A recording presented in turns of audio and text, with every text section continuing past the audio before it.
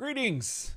Welcome. What is up? You're listening to Turtle Turtle Soup, Soup. baby. Woo! Turtle It's Soup. your boy Ryan. Woo! It's your boy Easy, and you're listening to Turtle Soup, the internet, nay the world, nay the universe, nay the microverse, nay the horse verse, the verse, the first verse, every verse is Same as the first. Same as the first. The world's only community-supported podcast dedicated to the ongoing journey of the Teenage Mutant Ninja Turtles, all the way from the beginning until we, as the Soup family, bring back parasols. Ryan, I'm telling you, as the deep diving daddy patriarchs of this family, parasols. An umbrella only made for blocking sun Yes. that Yeah. never ever block rain. I'm about. Okay. So, well, what I'm thinking is that we do some An umbrella adjustments. can also be a parasol. Precisely. So I'm thinking that we just make some minor adjustments to the umbrella and a marriage of the two. You've got a weapon to defend. You've got to block the sun, block the rain, so weather elements. You've got, if something's getting away from you, you can flip it around and use the hook to catch it or hold on to something.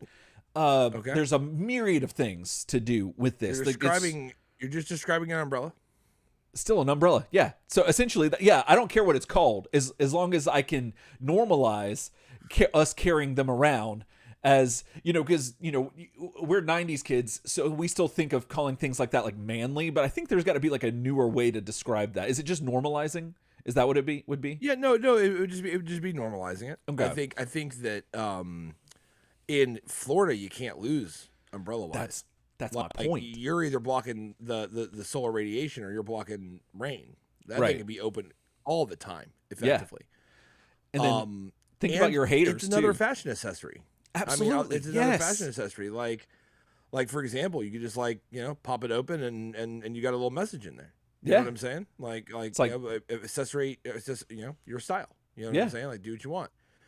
And I'd be able to tell what kind of person you are by if I open it up and there's a black and white American flag and a Punisher skull, I'll just know to walk away from you. Exactly. Yeah. It tells you. There's so much that you can do with it, and I love that. Can you imagine some dude rolling out and opening up his parasol, but it's like a Salt Life parasol? Oh, of course. That would fill my heart with joy. Mission accomplished at that point. Like that's where we can send them. We got there. We can bring the boys home at that point. But you can sell parasol charms. Man, like how the Japanese used to have. I think that I don't know if they still do in their phones, but in the bottom of their phones back in the early 2000s, they had the dangly bits that would attach to them. Let me tell you that my boy Odie sent me. He was stationed in Hawaii, so they got a lot of stuff from South Korea and stuff like that over there. They had the in on that's the first time I saw Old Boy was on a ripped DVD copy of Old Boy. That some guy around the base was selling, and it was at least a year before the South Korean Old Boy was available in the States. I'd seen this movie I was talking about, and no one had ever seen it. But he sent me one time a collection of phone charms, straight from South Korea. One of which was the Cyberdyne chip, broken chip from T2. It was literally recreated. It was just a cell phone charm. That's nuts. And I'm like, whoever had that hanging off their phone was awesome. Oh, absolutely. Absolutely. That is super cool. So, they're a real thing. So, parasol charms. I mean, people have charms for their Crocs. I mean, there's no reason we can't start our own thing. Exactly. Yeah. Why can't we start our own thing? And then Brad in the chat was saying that Turtle Soup Parasol Patreon rewards. I like it. That's the sound I like to hear. That might have to be like a $25 tier. You got to get up on the tier though. Absolutely. You know what I'm saying? The tier got to be right. The tier's got to be right, or that subscriber count's got to go up on YouTube. And speaking of YouTube, that's where we're at right now. We're on YouTube live, coming to you every Thursday bringing you the soup, the hot goods, as we like to call them. And so be sure to subscribe if you haven't, and hit the like button. That helps us out tremendously. And yeah, you get notifications, all that fun stuff that you do for all the other channels that you like. Why don't you do it for us too? Because, the Deep Dive in Daddy's a Turtle Soup. Why not? You know what I'm saying?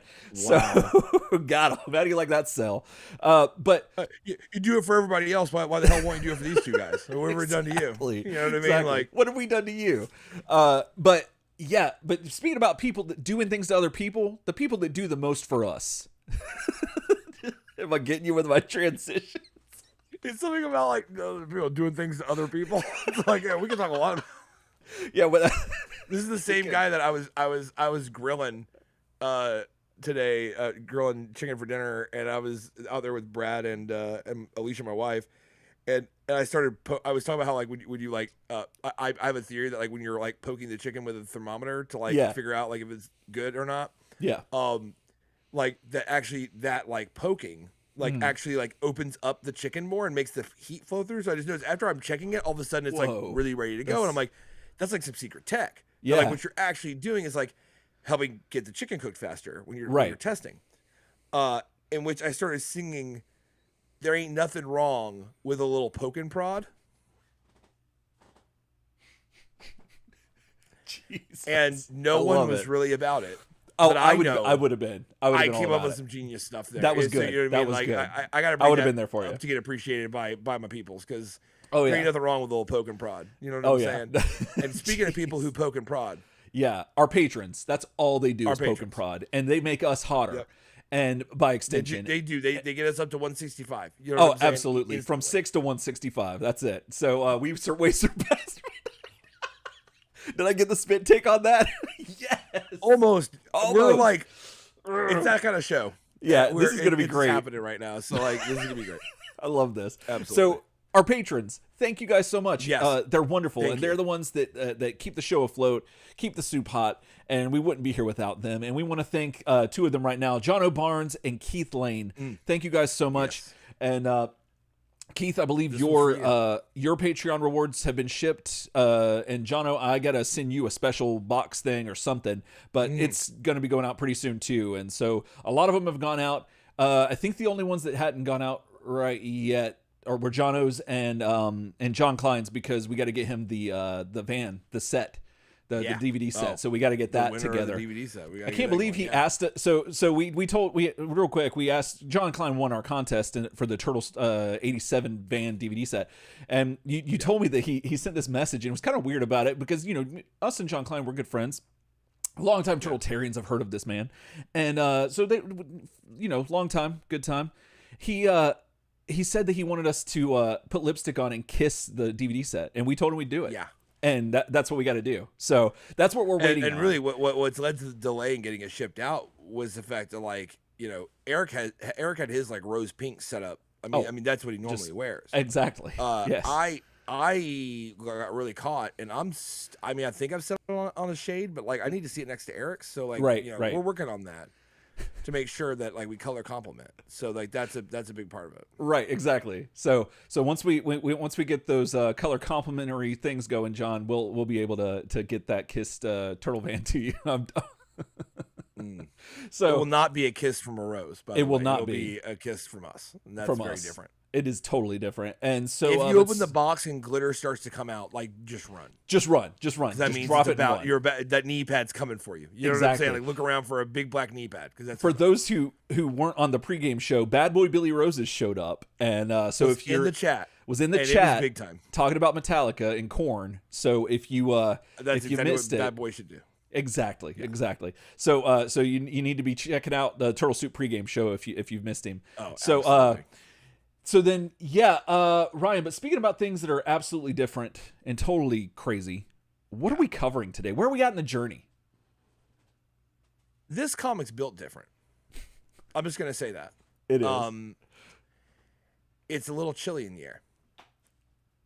It's December of 1996. And amidst the snow and everyone's holiday preparations, getting ready for the holidays. Image number 5.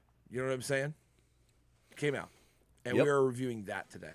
We are in its glory. I gotta tell you guys, there is a there's a reveal in here, and it is pretty substantial. So you'll want to stay tuned. Oh, totally. You totally want to stay tuned. So, Absolutely. yeah. So, real quick, you doing well? How you doing? Where are you at in your journey? I'm doing really well. I got over that awful cold. Mm-hmm. Got over the shingles afterwards, which I wouldn't wish that on anybody. Well, maybe Putin, but pretty much nobody else. So there's that. So I'm feeling like this last week I felt it myself for the first time.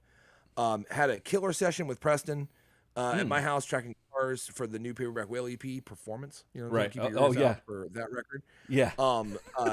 Super fun getting guitar tones, man. Like totally nerding out. God, there's been so much going on. Has some really funny stuff happened. I don't know. I feel like I'm blanking out on it. So I might need a second. But but it was a lot. It's just been good. I've been living a bit of a revival because like I felt physically not like myself for like 3 weeks. Yeah. Like just really bad in different ways. And I'm finally on it. Yeah, man. Like I got a new amp. You know what I'm saying? Oh, like I traded. It's not the suit you trade. I was about to say you traded in it. Oh, you got an orange too? No, dude, we're Orange Brothers. Oh, snap! That's so good. I've got the Rocker 32. It's a 30-watt tube amp. It's a 2x10. Okay. It is full stereo. Ooh. So it has two 15-watt amps in it, power amps.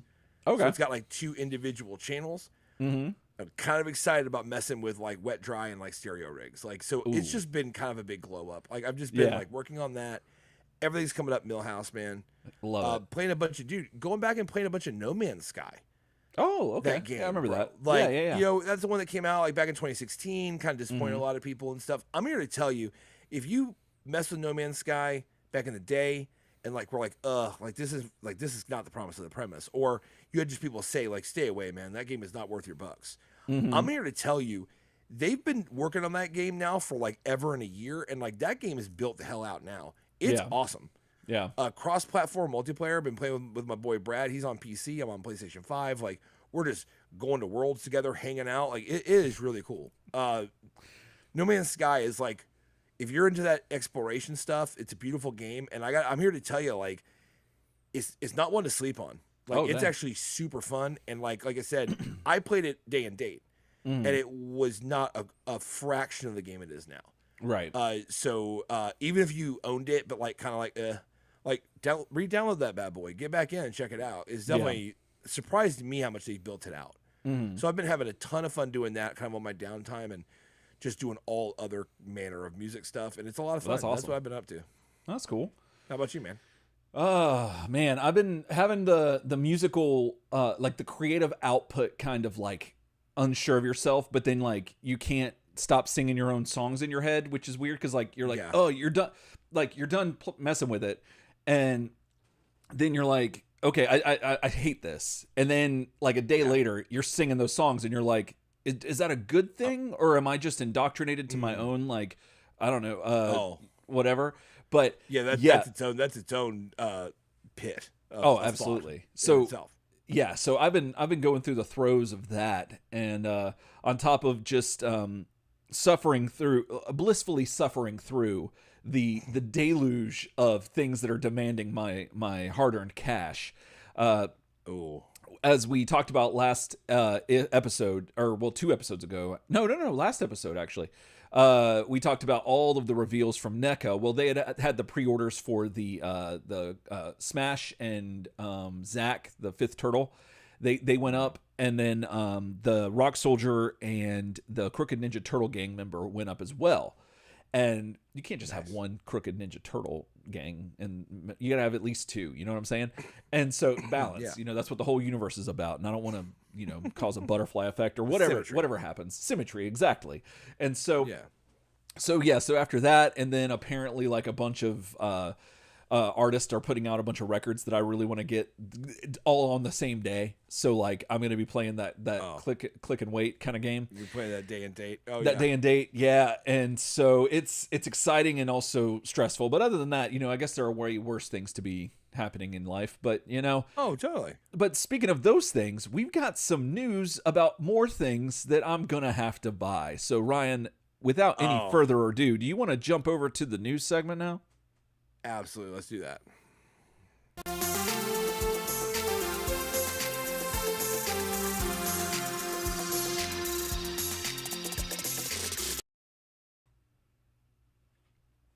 All right, and we're back in the newsroom, and for some reason my camera Back again. Back again. Yeah, so many toys. I mean, I don't know, like Eric, like we might have to do our own special video on how to financially cope with the raw dog amount of plastic TMNT business that has been revealed just now. You know, you see the reveals now. Oh yeah. But like, how do we not get divorced? Yeah, like, how do we not? Yeah. And they need to be figured out because pre-orders, they sneak up on you. They do. They absolutely do. You know, I feel like we might need to do a support video. Is all I'm saying, because after last week's Toy Fair deluge, that's the word I was going to go with. We got more coming at you. You know what I'm saying? More stuff. Just all the stuff. So no, it's bad. It's real bad. But in the best way. So yeah, that's Ryan, the other. Yeah, no, that's true. It's like it's real bad, but in the best. I mean, it is a great time to be a collector because I mean, if we're picking and choosing, you've got a veritable horn of plenty. You know what I'm saying? There you go. Thank you. You know what I'm saying? So. A cornucopia. Our code word when one of us has to like go off the podcast. Oh, that should. We've been thinking about that. Horn of plenty. Like they fall off. Like right. How much sense would that not make? Or anyway. Or like if like one of your kids runs by and their hand is cut off and it's bleeding and you just have to yell cornucopia, like you have to cornucopia. Oh Lordy Dave. Well, that'd be pretty hot. Well, speaking of things that are going to be bleeding. Our wallets are going to be bleeding because of this news. This news. Now, let's do it. You had mentioned that we talked about last time about some things that have. I got to find the right news thing. Let's see.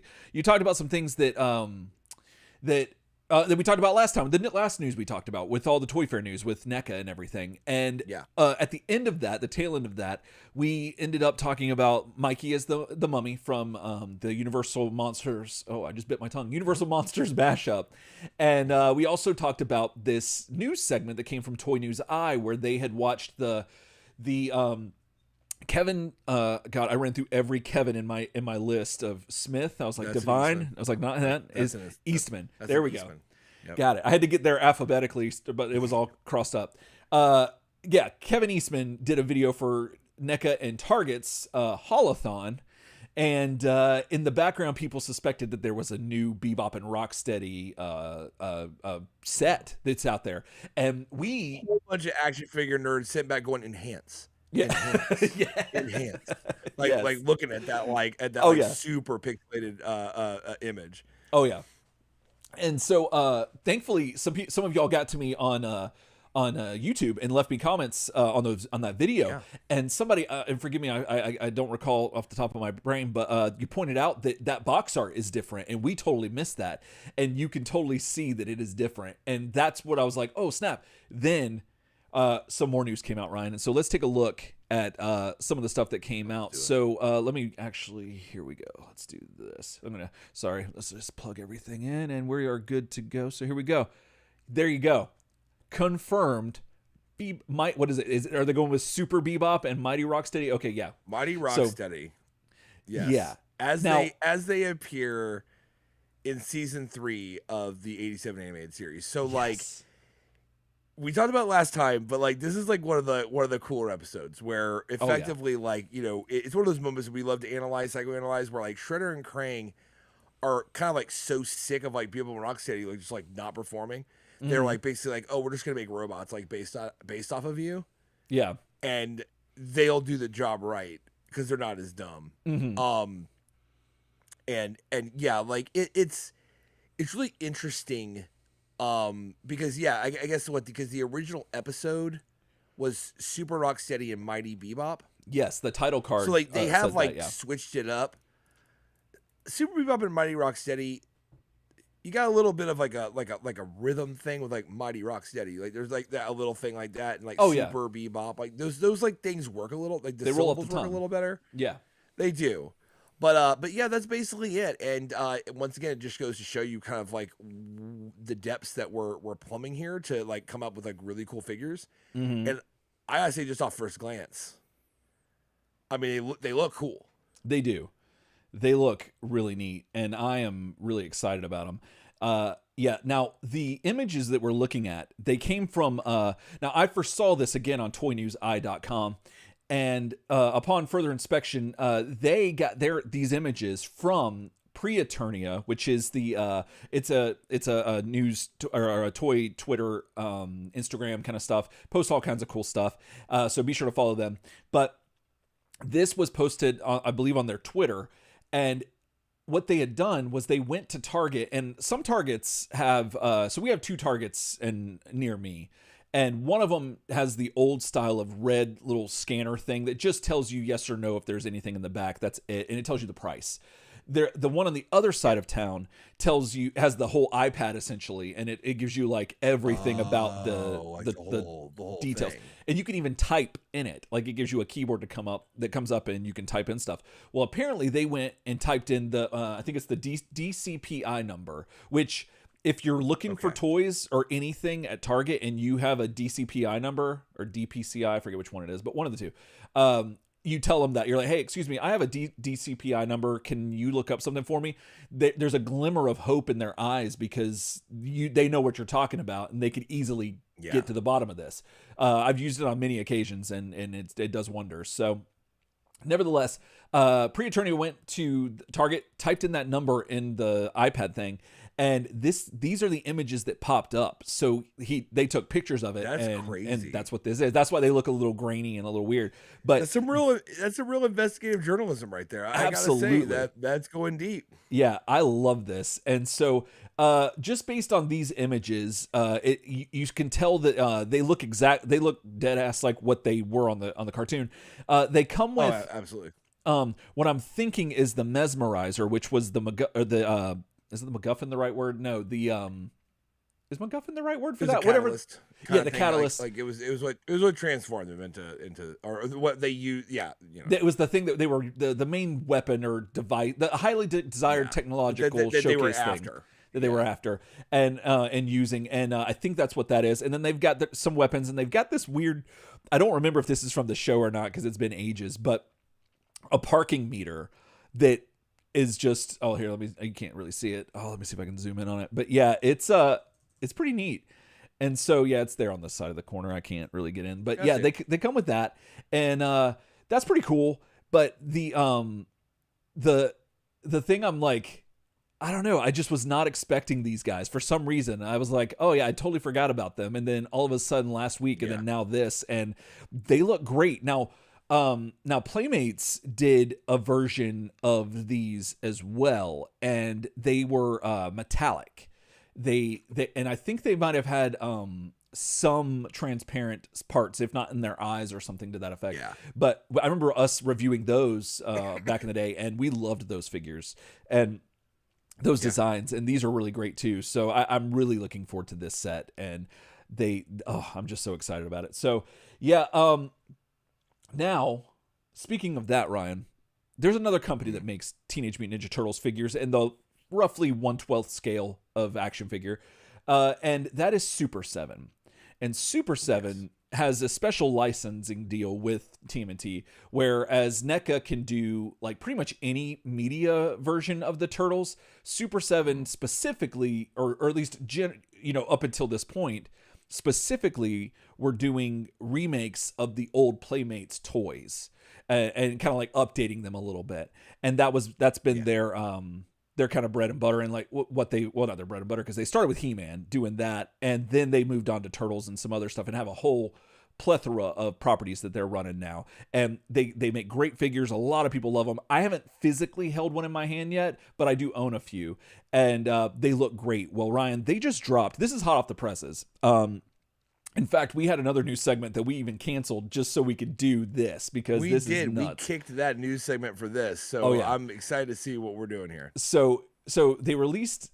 I'm gonna see if I can get it all in there. They released their group shot of their next wave of figures, and Ryan, it's a doozy. So wow, yeah, we've got warrior metalhead Michelangelo, we've got punk rocker Donatello, a Triceraton, robot Bebop, I think robotic Bebop, and then this character that they teased before they teased it before they fully released it, and a lot of people were saying, "Ooh, it's Sergeant Bananas," but then it came out that it was corrected to this character called Gorilla, and that got your boy's interest peaked because I'm like, "What's this? I've never heard of this character." And so that's where things get interesting. But we're going to save that part for a little bit. We're going to go through these, but we're going to save the best for last, if you know what I'm saying. But don't worry, baby bird. We're going to go through these. So, So starting off with Warrior Metalhead Michelangelo. This is a repaint of Metalhead. And we saw this in the Playmates line. They had him. And I remember we were thinking that this was a very weird thing when we reviewed the Playmates versions, because I think the Warrior line had like at least 2 or 3 other turtles in like a different like actual warrior outfit. I think they looked like Vikings or something to that effect. And Michelangelo, it was more like an ancient, like kind of a barbarian kind of look to it. You know what I mean? Yeah. And then Michelangelo got the metalhead treatment, which is like word up, but like still nowhere. Very strange. And so now Super 7 is in the box art or the box like text, like the flavor text, they were saying basically like, like he's just their like pet robot. Yeah. It was super weird. What? Yeah, totally. Yeah. And so I look at Sharp. This was, I mean, and he looks dead ass just pretty much like the original toy did, which is really cool. And that metalhead sculpt is fantastic. And they've got some glamour shots of some of these, and they just look great. And so I'm gonna be hard pressed to get to skip out on this. And he comes with heads, hands, all the stuff that Metalhead did, the backpack with the helicopter and all kinds of stuff. So they're starting off with that. Sculpt looks like really good. It does. Sculpt looks on fire. Yeah, and the metallized paint looks fantastic. So this one. Oh, and one thing that I forgot to mention, he comes with multiple heads, and you can see in like one of his mouths is open, so he's kind of like a smiling face. Oh, and that's like, hey. Oh yeah, and that's terrifying because he's got robot teeth. I don't know why robots need teeth really, but he's got them. I don't know either, but we're looking at it. And so so moving on to the next figure, we got Punk Rocker Don, and this figure looks so cool. Like everything inside of me that's telling me I'm only going to buy the serious stuff. I'm not going to get into all the ancillary things and whatnot. But when I see this, the colors pop, everything looks fantastic, and this. Oh man, it's gonna be really hard for me to pass on this figure. I love that Punker Don has a keytar. Oh yeah, that's my favorite part of that. Of all things, it's like new wave Punker Don. Like that's what I'm thinking. Yeah, it's like a hybrid of that. And I don't know. He's got his jacket, his mohawk, and it's very strange. It's kind of like. I don't know. I was thinking it was strange that his necklace, it has a turtle head, like one of their own molded faces on the chain of his necklace. And I was like, is that weird? Weird. But then I'm like, no, I don't know. I mean, like people have Jesus on their necklace. Vanilla Ice would have done it. Vanilla Ice would have had a molded chain of his head. Like probably turned it the best angle for his hair profile, like the cover of that record. Of course. Like it would just be at the best angle, or it'd be like a multifaceted thing. Right. Where, like as it spins, you're like, oh, it's every angle. Right. You know exactly. I mean? Like, oh yeah. So. I love the spikes. The spikes on that alternate head. Dude, look at that. Isn't that Liberty nuts? Spikes are sick. Yeah. Dude, he also comes with a tuning fork. Like what? Gotta stay in tune. Stay in tune. Comes with a vinyl record, a weird looking bow staff that I think is maybe a flute or something, because I don't know what that thing is up in the top of it, the metal part. So who knows? Then he comes with a mic stand too, which is nuts. Like that's one of those things that like you don't see in action figures too often, and when you do, it's kind of like, oh, that's neat. I can use that. Super good. And if you're unfamiliar, this is the toy that he's based off of, which, goodness, that's an action figure right there. And Absolutely. So that's wild. So now, moving on to a very chunky boy, we're going to move on to the Triceraton. And this thing looks nuts. Like, it just looks just like the toy. And it's got some big feet, Ryan. It's got some big feet. And I mean, the standability on him, he ain't gonna fall over. He's not gonna fall. No, you could probably like put him in a hole in your house if you need a load bearing thing. Like, you just prop him up. Oh man, is that an acrylic like blade on his hand? That's what I'm thinking. Oh, that's yep, really good. Translucent plastic and everything. Yeah, he is awesome. Like so this shot right here, I was like, this is kind of weird. I don't think I liked the orange, whatever lighting that was that's on his chest, on the right side of his chest. Okay. Because it kind of looked like he's wearing one of those, the single strap leotard kind of things, like the Yep. You know what I'm saying? And I was like, I don't like that look. Yep. But then when you get to the actual image, you're like, oh, that's cool. That's just, and he's so chunky. Like, something about a chunky action figure just gets me 6 to midnight, you know?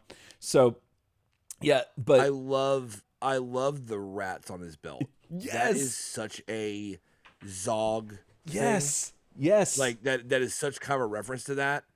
Like I'm all about that. Because okay, so like, you know, for people that don't know, like Zog was a Triceraton in the Mirage comics that was left over from when the Utroms and the Zog and the Turtles, they all got mixed up, all wild, and he wound up getting transported to Earth, where he doesn't have like any of his breathing apparatus. Now here, this figure does have what looks like a rebreather for his mouth. Yeah. But your boy Zog didn't have any, and he survived by eating rats in the sewer. And the Turtles find him way later on when they come back to New York in Mirage, and he's been down there living out an existence, like with no hope of going home. And the rats he had hanging from his belt and stuff, like that was like a huge thing. So I love that they included that here. Oh, it's absolutely. Such a cool nod to the original Mirage story. Such a cool nod. I love it. And I love this figure as a toy. I really did. And this is neat. And this is, again, what he looked like as a Playmates action figure. And just still a chonky boy. And he's got the rats there, too, which is really cool because I forgot about that. Yeah, I do love it.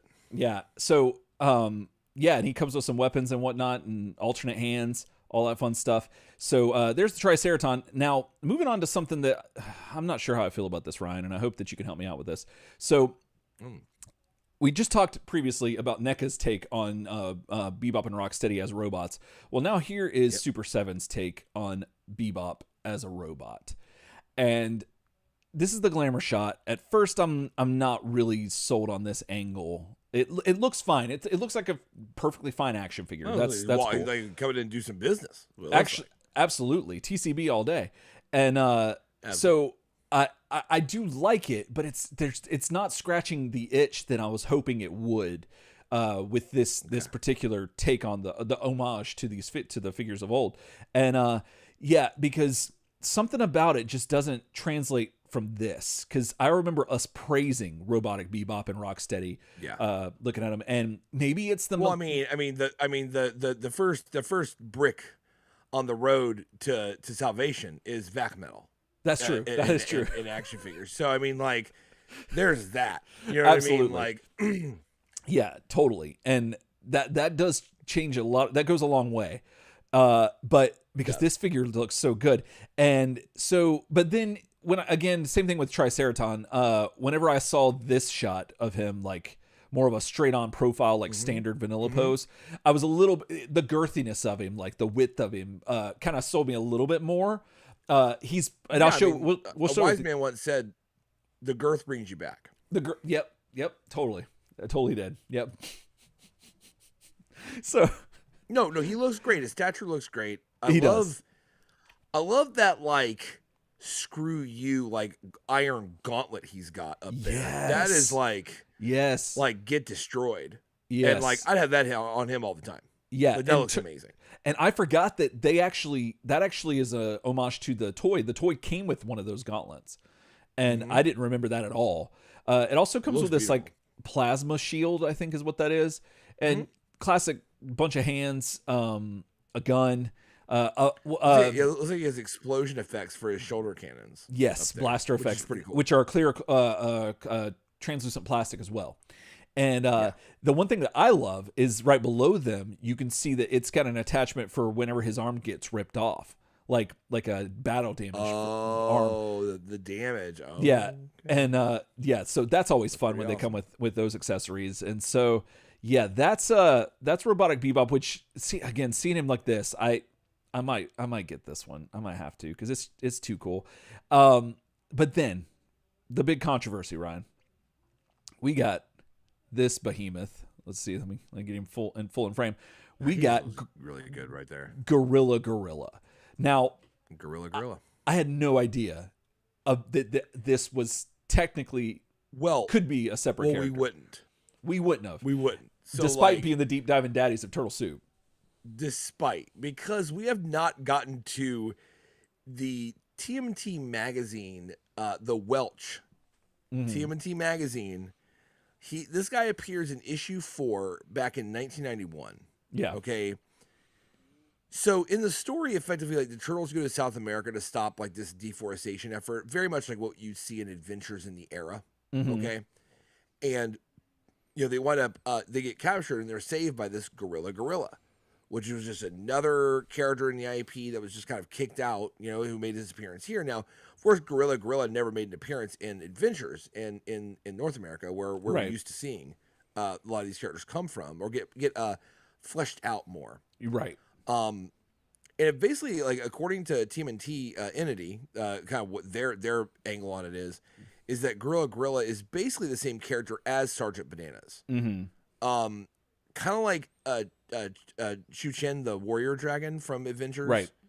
And Hothead are the same character, and Man Ray and Ray Fillet, one being the 87 animated series version of the Archie comic character. Right. So we've weirdly, but I mean they're probably correct in saying like Gorilla. You know what I mean? Like if that's what he's based off of. I gotta say though, like. That cover is crazy. Cover, dude. That cover is nuts. I had never seen the cover before. That is a lot. Like Gorilla looks like a gorilla with man clothes on. Like in the comic, he's depicted like completely different. Then like in the action figure, and this is a modern figure, right? He looks like so good. Absolutely, yeah. So I could kind of leave, take or leave the good guy head. Yeah, that head where he's got the teeth out, dude, is brutally cool.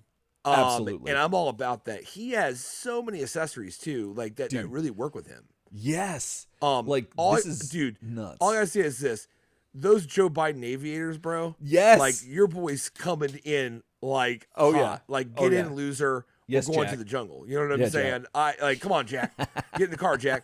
Like you know what I mean? Like I'm all about that, man. Like yes. The dog tags, the grenades. I mean, his color. Dude, look at his color is great too. That brown. And look at the fur. His fur is that looks amazing. Yeah, I'm with it. I love like this sculpt where, even in the comic appearance that we saw on screen, the cover. Oh, that's just literally a gorilla man. Like just a gorilla clothes on. I love how they kept his like simian leg profile in the figure. Yeah. Like because in the comic he is has the straight legs of like a Homo sapien. Like he just looks like a human. Right. I mean, you look at that. Like his legs are more squat. But they just the big feet kind of, but they look kind of human feet. It's very odd. You know what I'm saying? Like your boy, like if your boy can find some shoes to wear, he probably should wear them because he's got a case of the ugly feet. You know what I'm saying? Exactly. Like, wearing flip flops around you. You know what I mean? Like, let's go ahead and keep those closed-toed going. Just like public school. You know what I'm saying? Let's keep those shoes closed-toed and above board. But then you got this guy. But he's here. Once again, his legs are human's legs. Yeah. But if we go back to the figure, I think that to me, what sells it is his all the perspective, all the kind of the way that everything is dialed in as far as like the shapes that make up this figure. Do you know what I'm trying to say? Like absolutely. All of his proportions and the way that they're laid out like screams like, oh no, that's That's it. Like that's gorilla. Like, oh yeah, you know what I mean? and Like I and that head, the snarling head. yeah, that's I don't know how you don't have the fantastic. snarling head on all the time. You know what I'm Exactly. saying? Like you're gonna lose that. I would have lost that regular head somewhere. Like that would have fallen in between the cracks. You know what I'm saying? Oh Because, yeah, like that snarling head would be on the entire time. oh yeah. Of all of them, this is the guy. Oh, the banana bandolier. The banana bandolier. That's another thing that got me. You know what I'm saying? Like And dude, the thing that sold me the most is the banana peeled Zuka. Like that thing is, that's just amazing to me. That's just too much. So yeah, this is fantastic, and I am like, I've already pre-ordered this guy. Like everything else I'm waiting on, but this I had to get him. And again, if you're not familiar with who Sergeant Bananas is, this is what Sergeant Bananas looked like. He says he's appealing. Oh, it's so good. And I forget he comes with the oh geez, we haven't reviewed him yet. I don't think we've reviewed him. No, but he's got to be coming up soon because we're almost done with Playmates. It is that close. Yeah. So like, well, this Playmates 87. Like run. So he's got to be coming up. But yeah, you know, so they keep the simian like legs there as well, which I appreciate. Right. But like, hey, you know, it's been about 30 years. You know what I'm saying? Technology has come up. You know what I mean? It has. And the other thing that stands to reason as to what these characters being the same is that I don't know if it's showing up really well on the screen there, but like his or his name tag says, I think it says G Gorilla on it. It does say G Gorilla. Yeah. So there's that. That's so pretty funny. I am they have a commonality. They do, and I love that because I always thought that up until this point that they were just doing the toys. I didn't know that they could do anything else, and so now that they have that option, I'm really excited because there's no telling what they can come up with because there's a lot of differences in these turtle lines. And one last thing I want to show is like the height difference of so the height difference is in scale that makes Gorilla look even better. Frankly. He is massive, and so is Bebop. So Bebop and the Triceraton, the scaling is really nice. Man, so yeah, I don't know. I'm gonna be hard pressed to not get that Triceraton because of how chunky he is. But Super 7. You know, he's got some hefty like weight to him when you handle it. That's absolutely. And there's something about that just makes it just even sweeter. So yeah. Now, what do y'all think about this? Are you excited about these as we are? Like, did you know about Gorilla? Yeah. Let us know. And if one of our cool uncles can hook us up with the magazines, the TMNT magazines, right? The Welsh TMNT magazine, any of them, let us know because we would love to read them, especially if there's stuff like this in it, and especially if all the covers looked as cool as that. We definitely need to be covering that on the show. So please let us know. turtlesoupshow@gmail.com. And if you like these, let us know what you think about them in the comments or email us again, turtlesoupshow@gmail.com. And yeah, I think that's going to do it for news, Ryan. So hopefully my wallet's going to have time to heal before we have another news segment. But yeah, I think that's going to do it. I wouldn't count on it, but you know what I mean? One can hope. Exactly. So, all right. Well, until more news comes out, else time. Yeah. Peace. Woo, doggy. And we're back. That was some news, man. That was some news. Oh, that was a bunch of it. Now, real quick, no, you deserve it. I deserved it. If you could create a robotic version of yourself, would you do it? There was not a Cylon. There was not like a Cylon like life model decoy. Oh well, I need to ask a real question. Like, is this robotic version of me sentient? Like, does it have awareness? Does it pass? Like, I'm not even talking about passing the Turing test. I'm talking about like just yes or no. Is it aware? Does this unit have a soul? The only thing that it can do is it's like 90s robot aware, to where it doesn't have like good or bad. It's more just about like objective completion, like aims, and knows whether or not if it succeeded or failed. That's about it. It's like a service robot essentially. And it would be like it would look like a Bender or like the Bebop and Rocksteady, like the but it doesn't have awareness. But it doesn't really have awareness, no. So like I could turn it off, and that's not a murder. Correct. I'm asking. This is a very important question. It's a very important question. But if I turn him off, it's not murder. If I took him apart and never put him back together again, that's not murder. Well, then that gets to the question of like, if you turned him back on, does he come right back as if nothing's changed, as if he was in a coma? And at that point, you know, where do you know, that's a whole other can of worms. So I don't know. I don't know that I can do it. If he's not self-aware, I'd say why not? Yeah. You know what I'm saying? Like, I could use the help. Yeah. Like, I think that would be great. Exactly. And you know what? Like, nobody knows if they could get along with themselves. Do you know what I'm trying to say? Mm-hmm. Like nobody knows that answer. Nobody. But I'm willing to try to find out. Yeah. I feel like two of me would be really good for the world. Because one of me, you know, me prime, could like actually stay on top of all the stuff I want to do and all the stuff I need to do. And then like robotic me would be there for like the jokes and the funs, but would also take care of a bunch of business. And because he's a robot, he doesn't care because he's programmed to do it. Right. Precisely. So that's a good take. Yeah. Yeah. I don't know. It depends on how much it looks like you? me. It depends on how much it looks like me. Like if I can look past it. We said it's like old school Cylon, right? Right.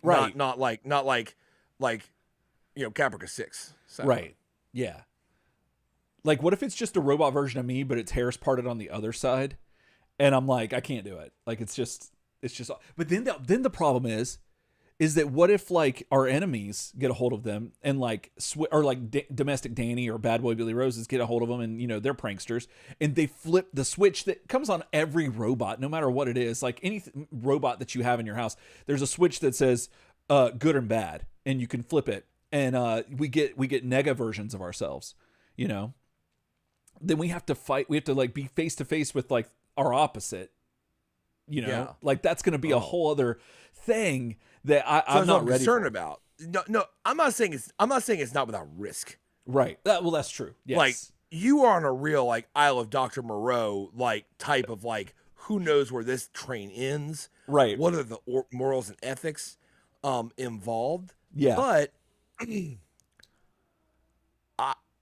I would love to see if you just put like that like terminal in everyone's home. And said like all you gotta do is press the button. Exactly. It'll be made. Like how long would you last without pushing the button? Right.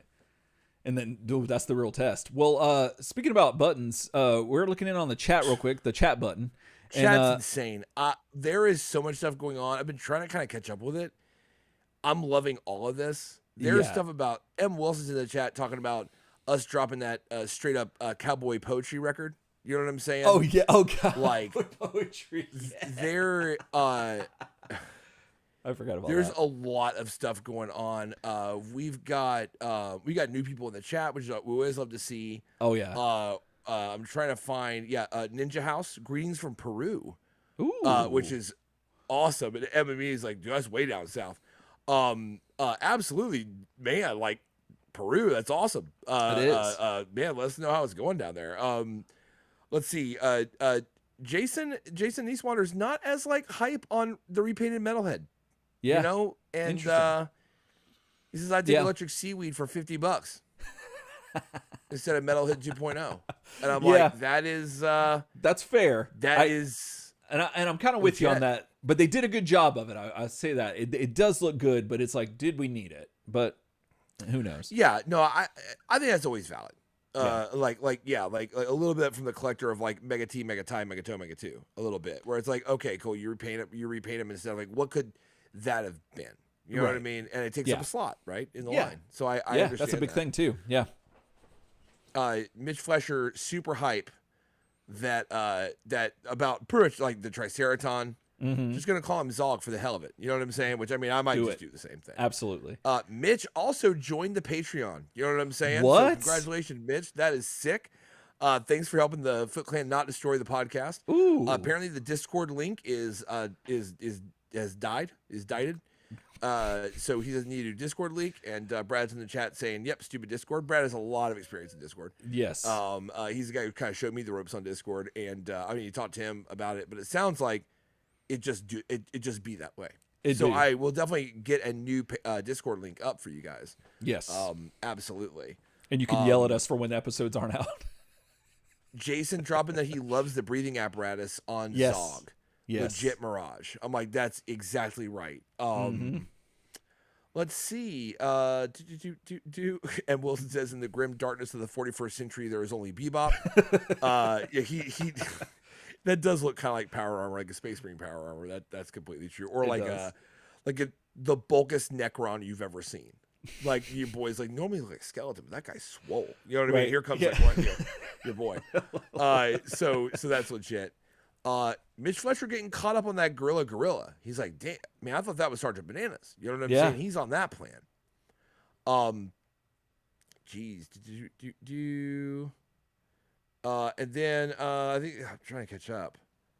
And then we got Wesley Steele in the chat. Spaded one, just Terry Giggity. You know what I'm saying? And Brad's just dropping temp links to the Discord. You know what I'm saying? Thanks, like Brad. he is actively in the chat. Trying to make that happen, getting people the link to Discord, which is super great. So, Brad, we love you. Thank you so much for helping us out and propping us up. Brad's great. You know what I'm saying? I give him a little round. Oh yeah, he's like right there. He's in the room. You know what I'm saying? Like, no, I mean, this is like I'm he's excited. right that side saddle. You know what I'm saying? Like we got him a little windshield up, so the bugs don't get in his teeth. You know what I'm saying? If this becomes a reoccurring thing, we got to get the remember the turtle cycle. The vehicle, the toy vehicle, and it had the garbage can that was the side piece. Absolutely, we got to get that for like if Brad decides to come on and be like a producer like that again. Like we got to have that for people to get in on the side. That'd be amazing. We're gonna have to make that. So, guys, again, thank you. It can have like a little monitor and a little camera. Oh yeah, right. Yeah, like in the little thing, and then like every once in a while we cut to them, and they have to wear like the helmet. It has to be like the vaguely World War I German helmet, right? Like the classic like from the cartoons. Yeah, it has the spike, like the Kaiser helmet. Right. He has to wear that, and he has to have like the big like riding goggles.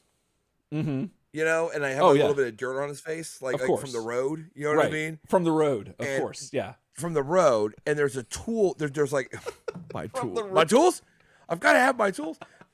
There's got to be that, and then basically we just like cut to him. We have like a fan on to blow all the air on him. And it's a whole 9 yards. We're like, I love this. Oh yeah, just checking in with side saddle. Got Brad in the side saddle. And you hit it, and like he's just like, hey guys, like it's crazy over here. You know what I mean? Like that'd be pretty great. That would be also great. Jason looking for hoping for a NECA Mirage version of a Triceraton. Oh, we're definitely gonna get that. If I would assume we'd probably get a 2-pack of that in the comic line. Big question that has to come from you. Are you looking to army build? I don't think that I could army build after this Triceraton or what? I don't think I can army build Super 7 Triceraton. They tend to be a little bit more expensive. NECA's figures are usually around like 30, 35. Super 7s gets up there a little bit more. So that's going to be a no if they keep that price range. So you're telling me this guy's your Zog then, one and only. That's your man. Yeah, absolutely.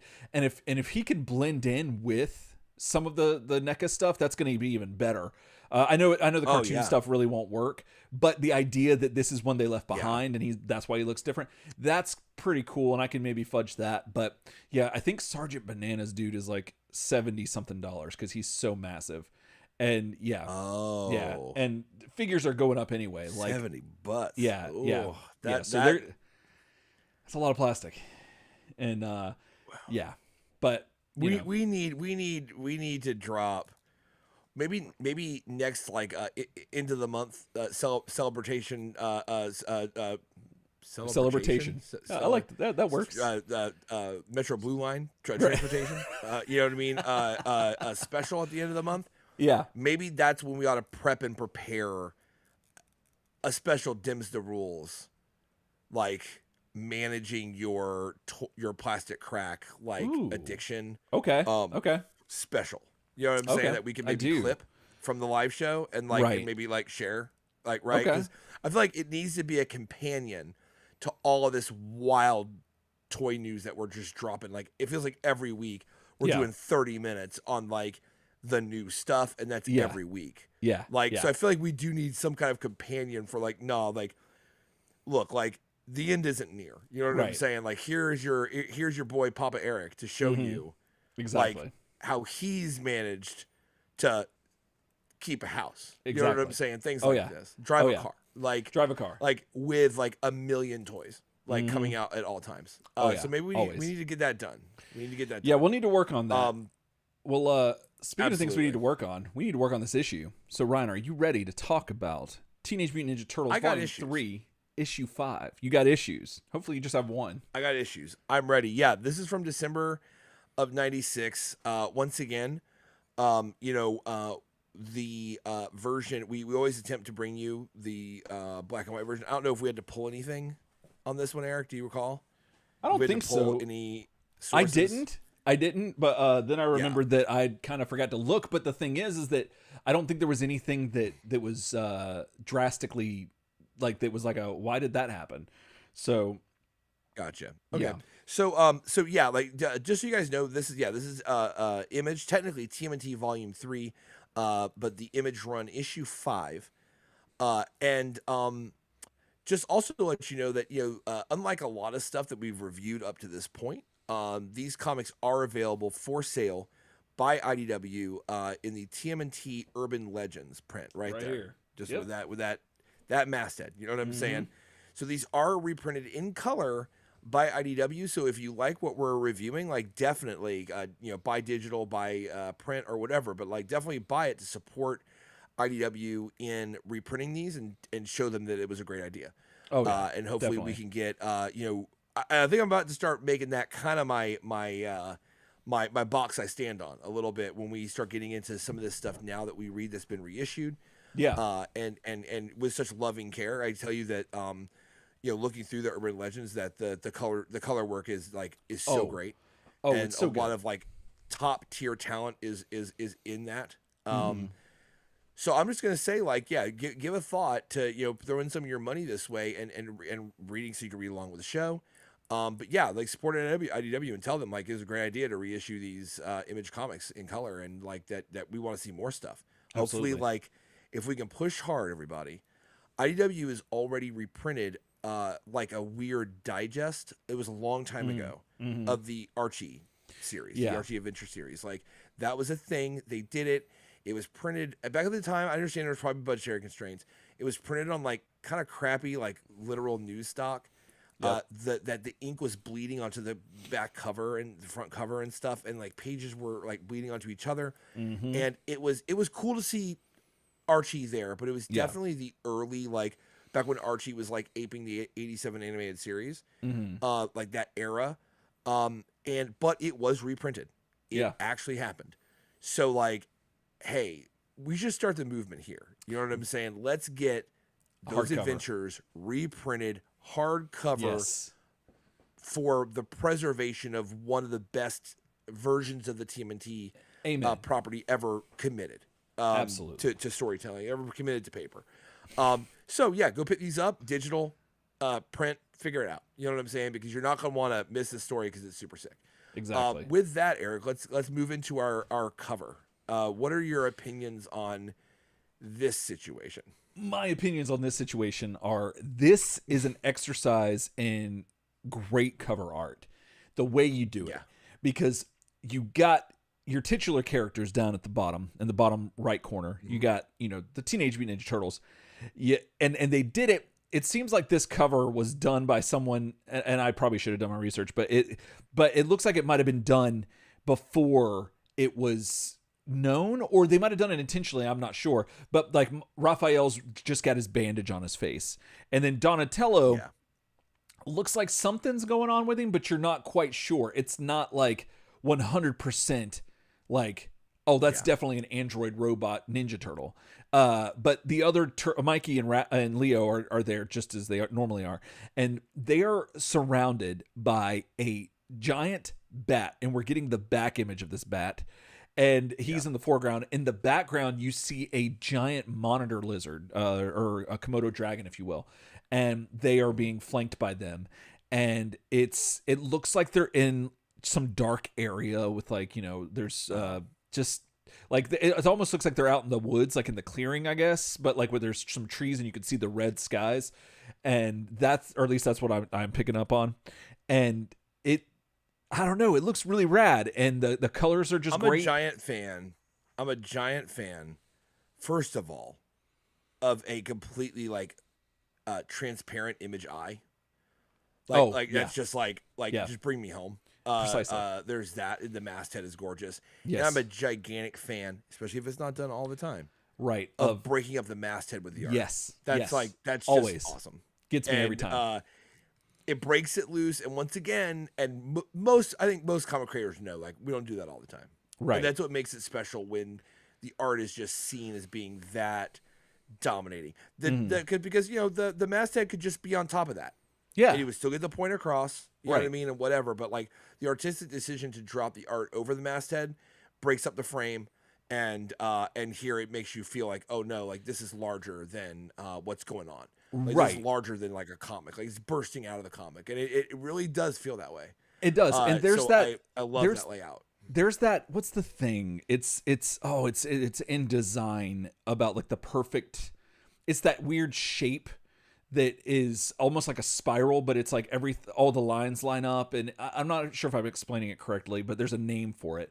And but basically the idea is that so you have the masthead, which you're like looking for turtles, so you look for it and you see turtles, but then since the art goes over it, the bat's hand, your eye goes there, and you're like, what's the bat doing? And then you find the turtles, and then you circle around to the lizard man. I know what you're talking about. Yeah, it's the idea of like it's that trail that kind of like brings your eye right.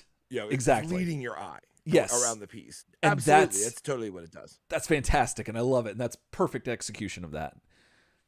Yeah, absolutely. Or it can work the other way, where like the first thing you see is like the turtles, because you're looking for turtles on a Turtles comic. That's true. You see them first because they're down in the bottom right. Mm-hmm. Then you go, oh, what's that? And your eye goes up, and boom, and then he's breaking the masthead. Right. Like, either way, it whatever your focus is, it works really well. Yeah. So yeah, love the cover art. Beautiful. So getting into our credits, this is a story by Gary Carlson, art by Frank Fosco, inks by Andrew Papoy. We've got letters, Chris Iliopoulos, and your series editor is Eric Larson. So, moving into the thing. So basically, like I said, you really got to go back and check out our past episodes. We drill in deep. So not going to give a whole origin like I never do when we review these. Especially because this line is so, it has such a straight through serial story that like you're just going from scene to scene. Yeah. Okay. Yeah. But in short, the turtles find themselves in a place where Splinter is being held captive by Dragon Lord Komodo, who is ostensibly a gentleman. You know what I'm saying? In all ways, him and Splinter are having a great time, just like talking about things. And he's explaining that like he is researching. He's capturing anthropomorphic mutants to figure out the secret to their anthropomorphism. The idea is like, wait a minute. So like, if you're a mutant, like, why do you appear to be like a man? Do you know what I mean? Like why do you have like a man's like legs and torso and stuff like that? And he seems very, very interested in this. And he does kind of acknowledge, yeah, I've been kind of capturing every anthropomorphic mutant I can find, and a lot of them got to die. And Splinter's like, but do they have to? He's like, yeah, a lot of them are like actually awful. And Splinter's like, but is that you just killing them? Right. And he's like, I am just killing them. And that's about as far as it goes. And they get almost to a point where it's like, agree to disagree. You know what I mean? When I'm forgetting his name. The shark guy. Mako. Oh, Mako. When Mako, a gigantic anthropomorphic shark he's just been Dragon Lord Komodo's just been holding on to for a while. Yeah. Decides to ramp up, he escapes and he wants to eat everybody. Splinter defends Komodo because Komodo begins to transform into a gigantic monitor lizard. Yes. And not like half shark, alligator, half man, like your boy Dr. Octagon. You know what I'm saying? Yeah. He is just a gigantic Komodo dragon. He's dumb. He walks around. His little tongue goes, bleh. That's like what he does. Okay. And he's just real big. Yeah. Okay. So like he says like, oh, my great secret, the Bushido warrior. There's a Bushido monitor dragon lizard inside me. And then Splinter's like, you look like just like the other like monitor lizards you have like running around this place. Right. No like that's kind of crazy. That you called your brothers. Yeah. You just called your brothers. And so effectively, like when things start going down, Mako is like he's fighting Splinter for a while. Then Mako's like, yeah, I'm out. Like they both kind of unite when he transforms, and they're kind of like, no. And so Mako runs away. He runs straight into the clutches of the Turtles, like who are trying to get in, trying to approach the castle where Komodo is, and namely Donatello, who now has a kind of an android body kind of form. Right. He doesn't seem totally in control of it. And you remember Donnie got shot, knocked out of a plane, helicopter, a dang old piece of toast on the ground. Gets like they think like a rat eats his body. Yeah. Then it turns out like it's just the bones of like a 6'6" man like on the ground. And they're like, well, his shell's gone. Yeah. And they just call him dead. But it turns out that, we figure out that whatever android host organism that was surrounding this warrior that fell next to him, this henchman, has now glommed onto his body, and we kind of end out at the end kind of seeing that like he's got like a plasma cannon on his arm, and like there is no it gets hot rule. You know what I'm saying? Your boy's overcharging all the time. Like it's been like he's on the long war. You know what I'm saying? He's just blasting dudes. It's just happening. Right. And that's kind of where we kind of leave off. So the Turtles, sans Donatello, are trying to get to the castle, and that's where we pick up. Right. So Mikey, just drop a man like this. One page splash. That's how we open the comic. Shading, just the white, the absence of space in the white space. Absolutely love it. This is like, just one of my favorite frames in the comic, and it's the first one. 100%. So they open coming in hot. You know what I'm saying? So yeah, he's taking out one of Komodo. I love that like Komodo's like Ronin guards or whatever just have like submachine guns too. Oh yeah, yeah, it's a concession. It's a concession to modern problems require modern solutions kind of thing. Absolutely. I kind of like that. But but don't worry, Mikey will choke him out. Oh yeah, with his choke him out. So they the three turtles, Leo, Raph, and Mikey, they subdue your guards. And Leo says, yeah, let's tie him up. And then Raph's like, you won't need to waste any rope on this one. And Leo and Raph get into an argument. He's like, are you deaf, Raph? I said no killing. And they start going back and forth. And Raph, who is now once again wearing Casey's mask. Yeah, that's the thing. This version of Raph, because previously Raph did get his about half of his face blown off with a range blunt force impact of a near range plasma weapon. Yep.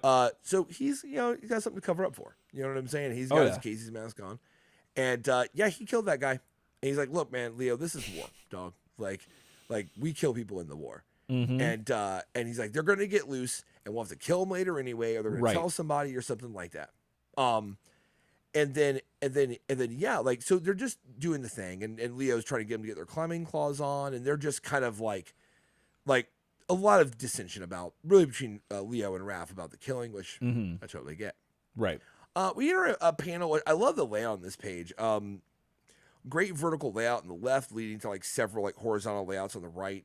It's it really describes really great layouts of the era, in my opinion.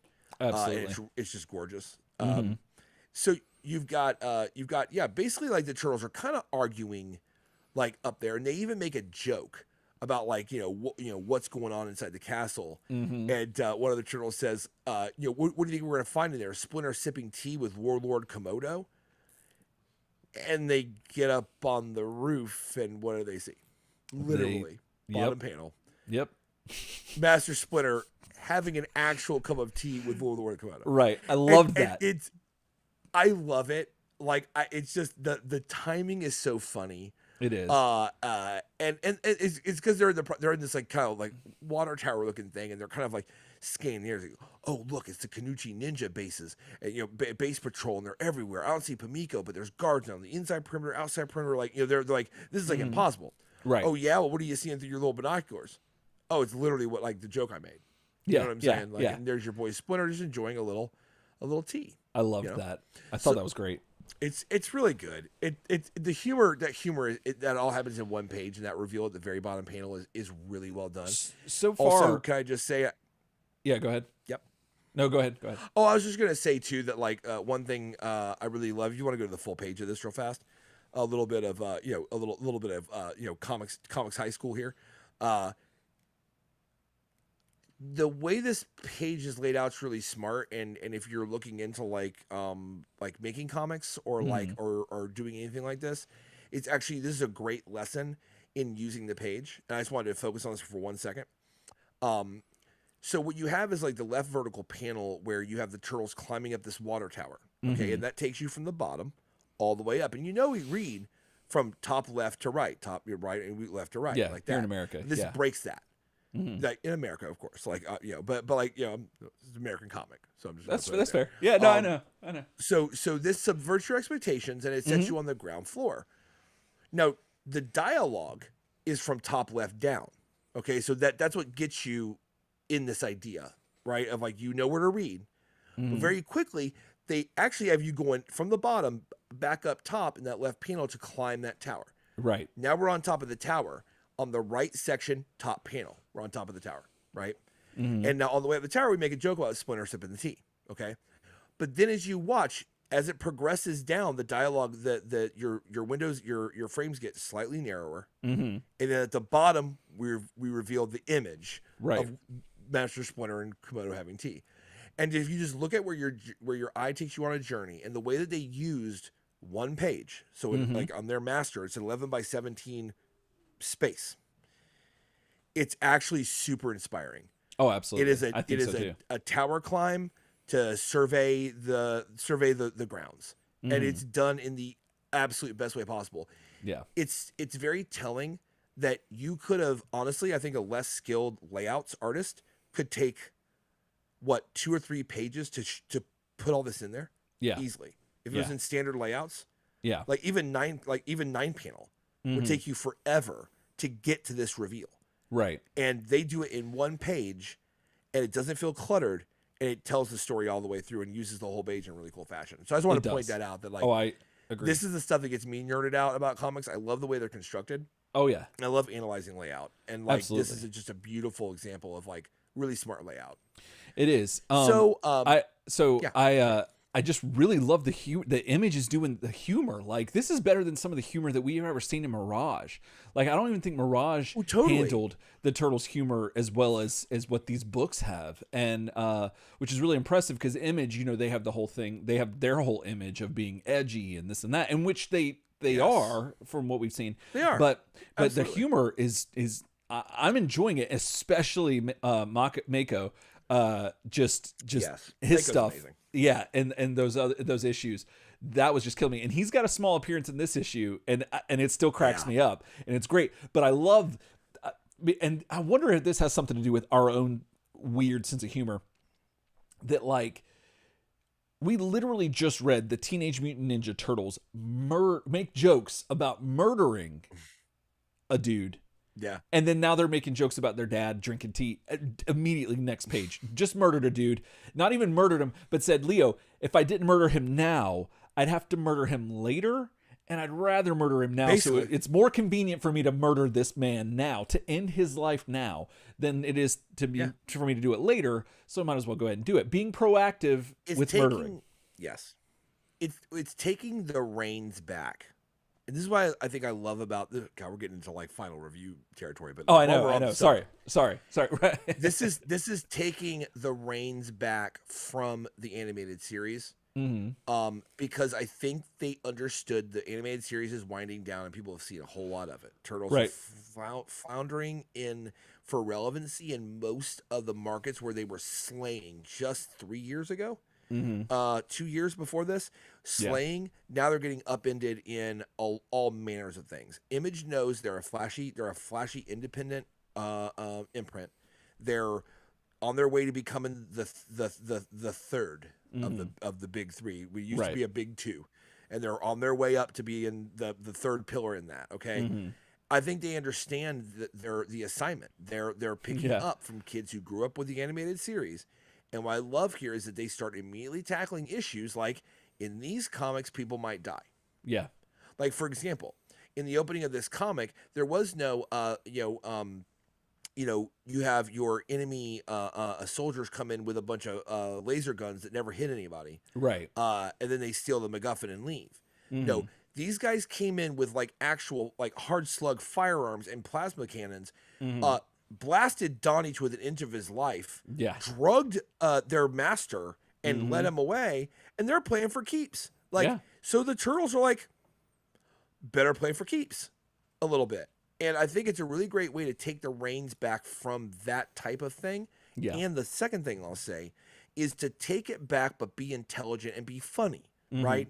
Like Image, I gotta compliment the writing here that it downplays the X cups, bunch of packs on my body, let's go kill a bunch of things, fight issue and decompression that you were seeing in some of the more trendier comics at the time. This is like a comic's got some weight to it. Yeah, like it's sitting there, and I think it takes a lot of edge to not make them like you know those toys that Jim Lee's Turtles, and you're like, whoa, look at the Domino mask, wow, right. I think it takes a lot of self-control, and this shows its Mirage origins. They're not like playing fast and loose with the Turtles.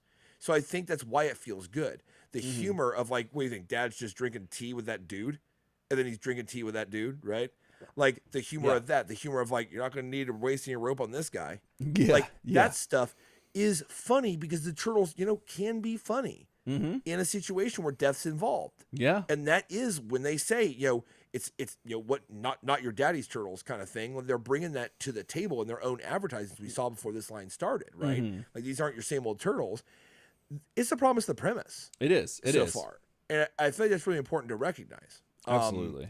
So, we're sitting here talking about, like, well, Dad can't just be drinking. He's doing it. That's tea, and there he is drinking it. So we cut inside to Lord Komodo, whose first statement. I'm gonna tell you something. If you go to somebody's house, okay, you're like, yeah, bro, you want some dinner? You're like, right. Very good. You know what I'm saying? Let's do this. The continental breakfast? You know what I'm saying? Like, you're in.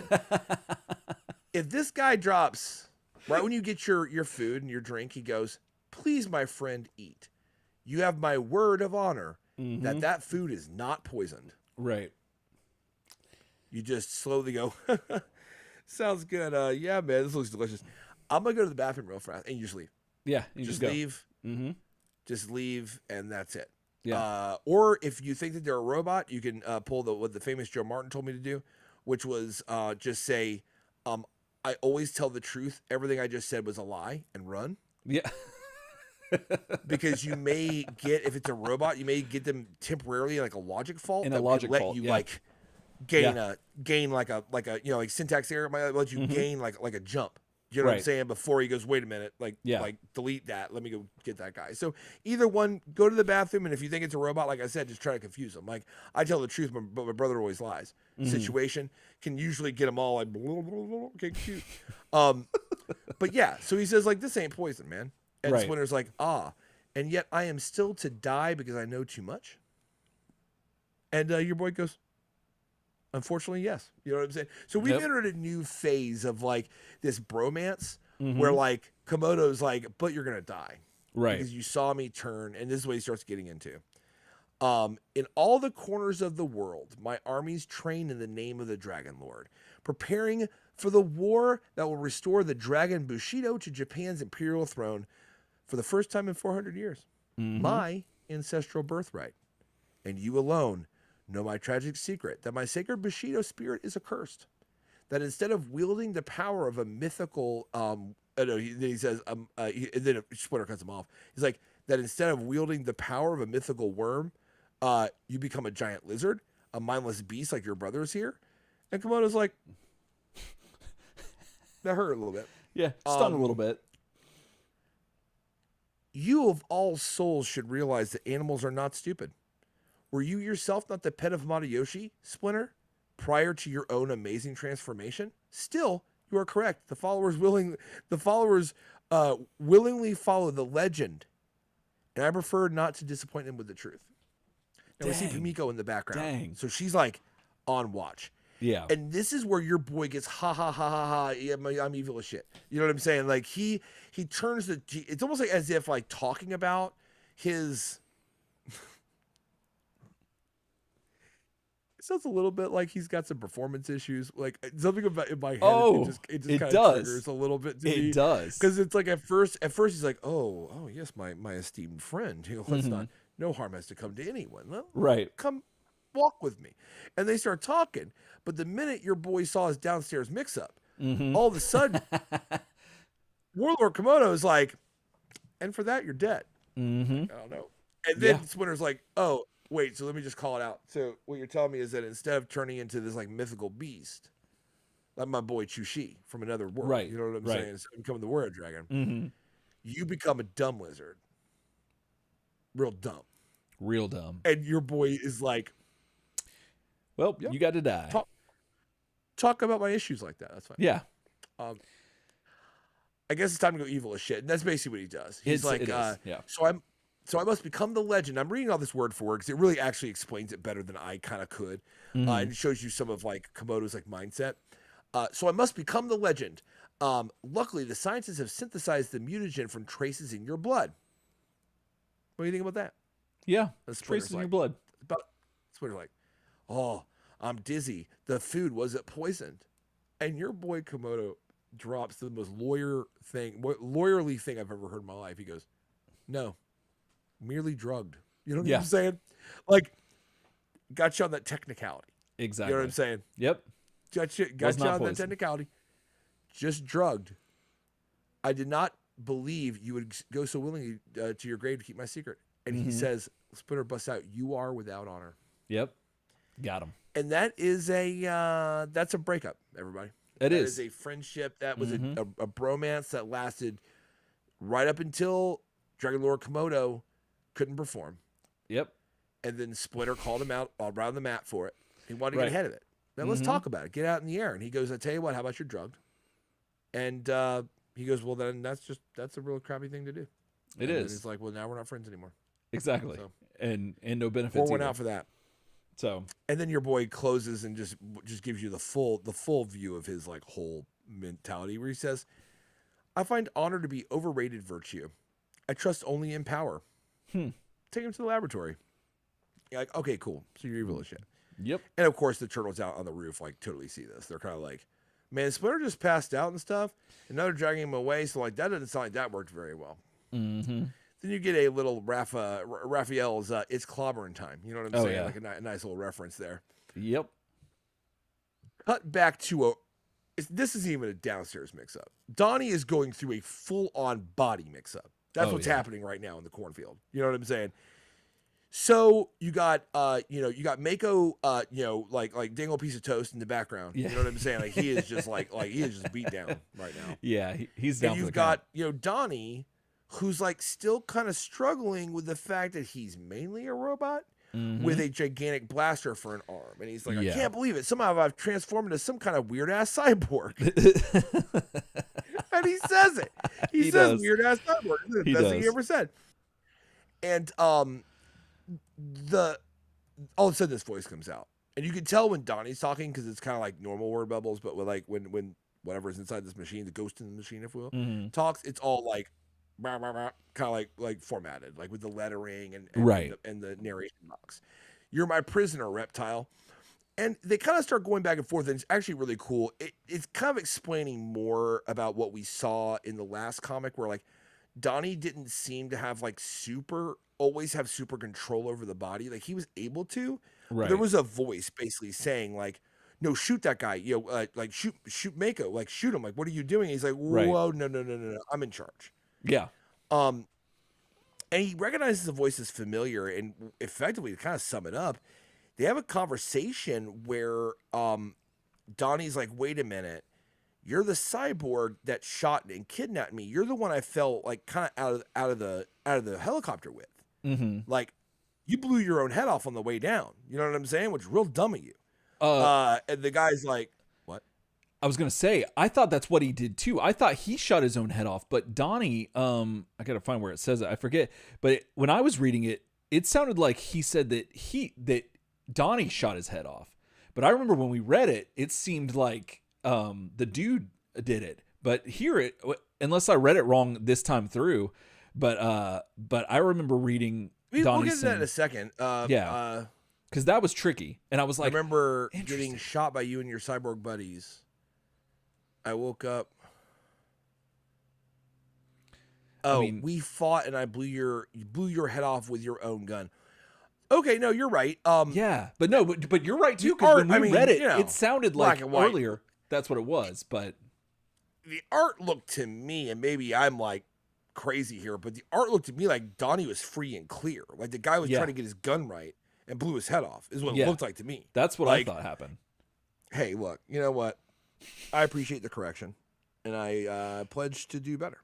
No. That was more about like I just didn't know, and I thought that it was interesting that we both. Yeah, no, it's an important. I guess it's a pretty important point, huh? And I missed that on my read through. So here we go. But yeah, like they're good.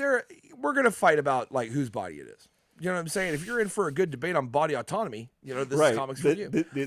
And they're talking about like, well, it's mine first, and then they start to recognize each other, and once again the cyborg's like, the other prisoner is escaping. Are you all right? Just the idea that you got me with that, because just the idea that some kid is like going into the comic shop, and the person behind the counter is like, "What can I help you find?" And he's like, "I'm looking for some body autonomy argument comics. Do you have any of those?" For some like real challenging stuff on body autonomy. It's like, oh, I got just the comic for you, just the comic for you, right here. Come here, son. Let me show you. Image number 5, just at the stands last week. That got me. No, that's true. Like, that got me. So thank you. That'd be pretty good. That's like that Married with Children whole episode where Al's trying to find that song, and this song he heard on the radio, and he can't remember the name of it, but he loves it. Like it was like one of his favorite songs back in the day. And he goes to the record store. I know I told the story about on the podcast before, but you know what? If you're new, here you go. If you're not, well, remember the good times. So when this was on TV, and it was awesome. So Al Bundy finally goes like he hears somewhere about like this record store where this guy works who's like a god. And let me tell you, youngsters, back before like the internet, you had to actually like really turn the radio up. Like if you heard a song that just come out you really liked, you had to turn the radio up, and you had to listen to all the other crap songs afterwards and hope and pray that the DJ named the artist and name of the song. Because like if they didn't, you were kind of screwed. You can call the radio station and ask, but it's kind of pain in the butt. And let me tell you, if it was like Bubba Was Sponge and you didn't have boobs, you weren't ever going to talk to anybody. So basically, like that's how rough and tumble things were back in the day. Oh yeah. So it's I just love, but yeah, in that episode, so he goes up there and there's people are walking up literally and going ba ba ba. And the guy's like, oh, whatever, JJ and the trumpets, aisle 3, like whatever. He knows every song. Yeah. And then, of course, Al walks up and he's like, go with him. Like he knows words in the melody, and the guy goes, right, never heard of it. I like the idea that like in this scenario, I like to see Father Preston in this role because this is the kind of thing that like would happen to Father Preston. Yeah, all day. He walks into the comic shop looking for like good Batman comics, just something so like I remember there's a Batman story. It's like The Long Halloween. Right. He remembers a part of The Long Halloween, which everybody in a comic shop should know about The Long Halloween. So when he walks in and in front of him, some kid goes, "I'm looking for like a challenging comic about body autonomy," and he goes, "Oh, down there, TMNT Volume 3, it's Image number 5."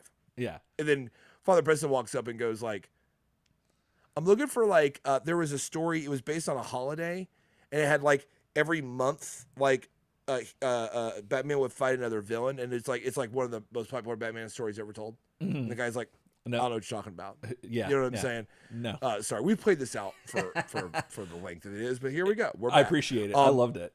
so body autonomy is happening, and so Mako gets up and starts running because he's like, I'm out. And the kind of the ghost in the machine is like, shoot it, and he starts to raise his gun, but he's like, no, like I'm in charge, and I know just what the hell is going on. Yeah. And then we get to a kind of a 9-page flashback, and it really explains what we already know. Right. That effectively, when all got said and done, when everybody landed, the host, the human or the humanoid host for this android body straight up died. Yeah. Donnie was near death, but Yeah. still alive. And we saw that when Leo was on the astral plane and visited him and stuff. He was close to it, back broken, dang old piece of toast on the ground, dead as a doornail, basically. And basically, these android bodies kind of work like the symbiote from Venom. Yeah. Like they're kind of like they're self-aware themselves, and they definitely fight for their own survival. Right.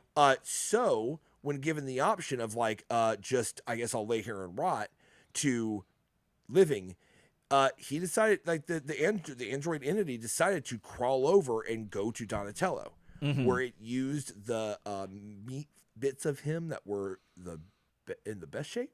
Yeah. And then like kind of left like some of the bad stuff, including some old blood and nasties. Also, it crawled off of your man's skeleton. Yeah. Our original robot, our android assassin. So that was what that skelly was. Yeah. Is he dragged the skeleton over on top of Donatello. It's very graphic. Oh yeah. And basically just melded and pulled and yanked and whatever, and got like this gestalt version of Donatello and left the blip right there. And it's kind of wild. So It is. This is getting brutal.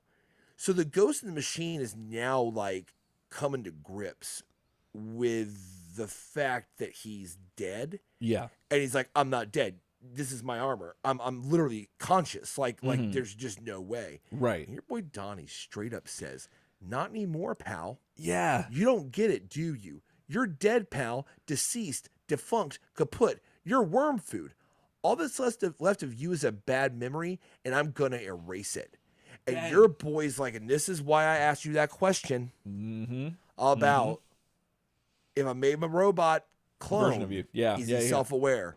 Because what Donnie has a rich history, especially in the 87 animated series, of just condemning real souls to a purgatory. Oh. And being like, that's just open-ended. But you know what? The episode's over, and I laughed. And you're like, that person, one time a guy, his superpower was that he could turn into electricity, right? Pure energy.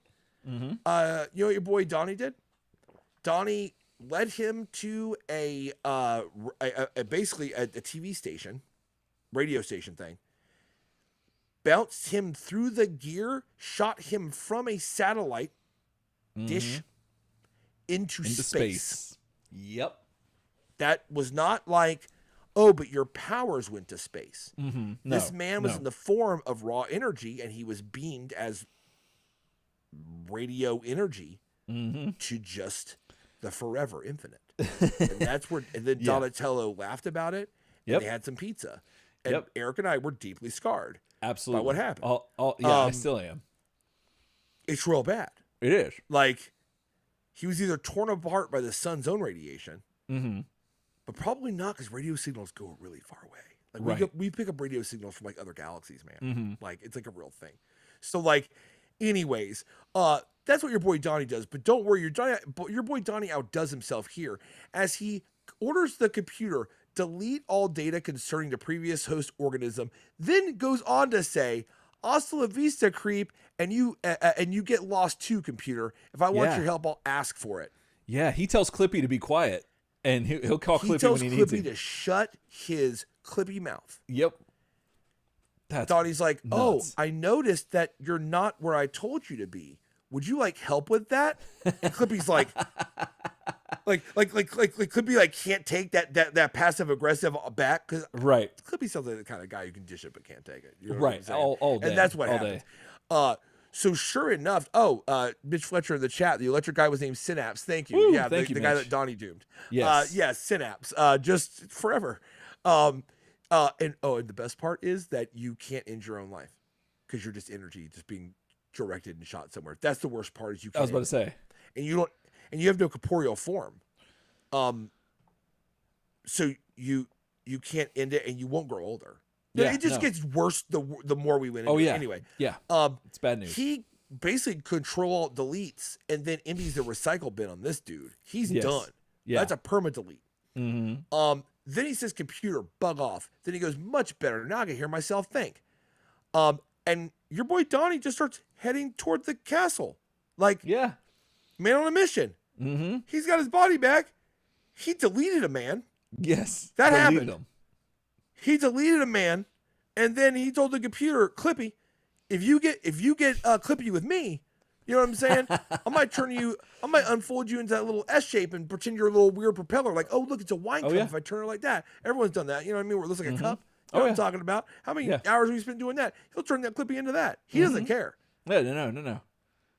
Is he more man or more machine? We'll figure it out. Anyway, back inside Komodo Castle. It's sinister time. We're ready to give those drugs. You know what I'm saying? The mutagen extract is ready. And Komodo's like, look, I'm told the serum may kill you, possibly mutate you beyond recognition.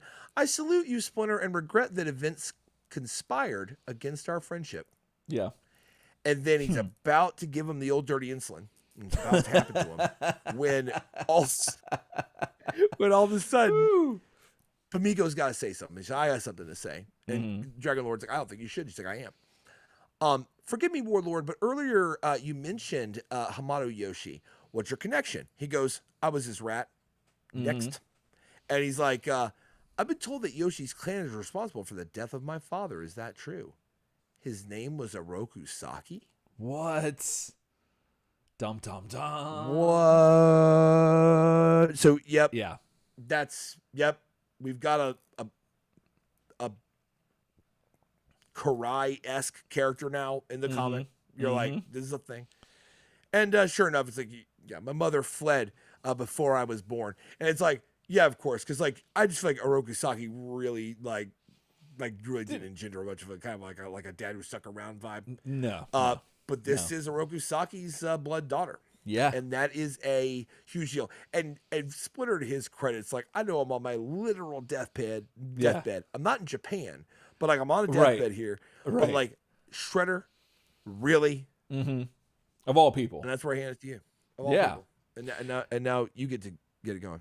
Goodness. I love it. The art again is fantastic. And they are totally killing Splinter. I mean, they're not killing him now, like in the book, but like they're trying to. They're trying to. But the artist is nailing Splinter, like totally, like his expressions, everything about Splinter. Great. Splinter has been one of the highlights of this book, and again, I did not think that Splinter was gonna be something I look forward to in this, and here we are. Oh yeah. So Pamiko is like, like what this is all new, this is breaking her brain because she's like, I didn't know any of this, and Splinter's just insistent that he's like, oh no, your father was evil incarnate and deserved to die. And so Pamiko is just like, and imagine Splinter. Now granted, Splinter is an anthropomorphic mutated rat, but he's having a serious conversation with a woman dressed in effectively some very skimpy leather outfit with like a mask with spikes on it, with a top knot. Yeah. There's a lot going on here. That top knot saves it for me. It does. It totally does. And so, and all the while Splinter is about to be injected with the stuff that this guy, I don't know if he was even named, but it's basically Komodo's assistant. And she's like, no, I don't want Splinter to be injected with anything. We're gonna fight. We're gonna have combat like this because Pamiko has honor, whereas Komodo doesn't. And no, so there's this whole inner turmoil within the ranks of the Komodo clan or whatever you want to call them. Yeah. And so there, and again, the whole time this is all happening again, mind you, there are the dragon brothers, the Komodo dragons, all around, just everywhere. The subtlety that I love is that, well, it's not really subtle. Well, actually, no, it is, because I thought that I got mistaken with the word bubble. Is it subtle? I can't decide. I'd come back to it. Yeah, it is.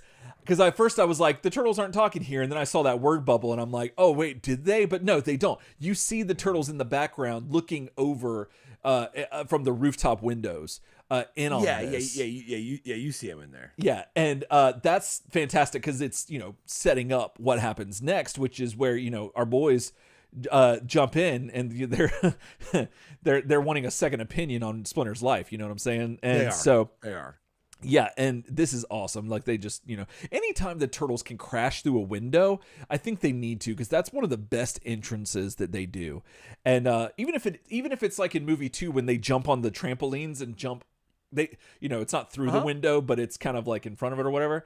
That was even fantastic. So they break in and everyone's blown out because they're like, oh snap, the turtles are here. Well, this is not going to be good for us and our plans. So so the turtles are making like just kicking ass, and there's a lot of like weird stuff that I guess it kind of came out of nowhere, or at least it seems like it. The Raphael and Pamiko relationship, because last issue we saw that when Pamiko and her Kunichi that they attacked them in the new lair at the graveyard. And Raphael took off and like went and fought Pamiko by herself, and they had this whole runaround where they were talking, and it was like a flirty kind of dance fight thing. You remember that? I do. Yeah, and it seemed like that came out of nowhere, and it's continued here because Raphael's like, did you miss me and all this stuff. Okay, I'd argue that feels like it came out of nowhere. I mean, like he started like he had that problem with her. Because at first Mikey was like, "Oh, she's hot." Oh, and then Raph got on that like, okay, really? Like why she got like a bag over her head? All that chauvinist shit he was saying, and then like they got into it, and then he started like that started to be his like pet subject. Like he loved like whenever he saw Pamiko to run some like trash at her because he didn't like her because and try to get in her head, frankly. Also, I feel like Raph's the kind of guy that could be threatened by a strong woman, so there's that. So he's just like running everything he can.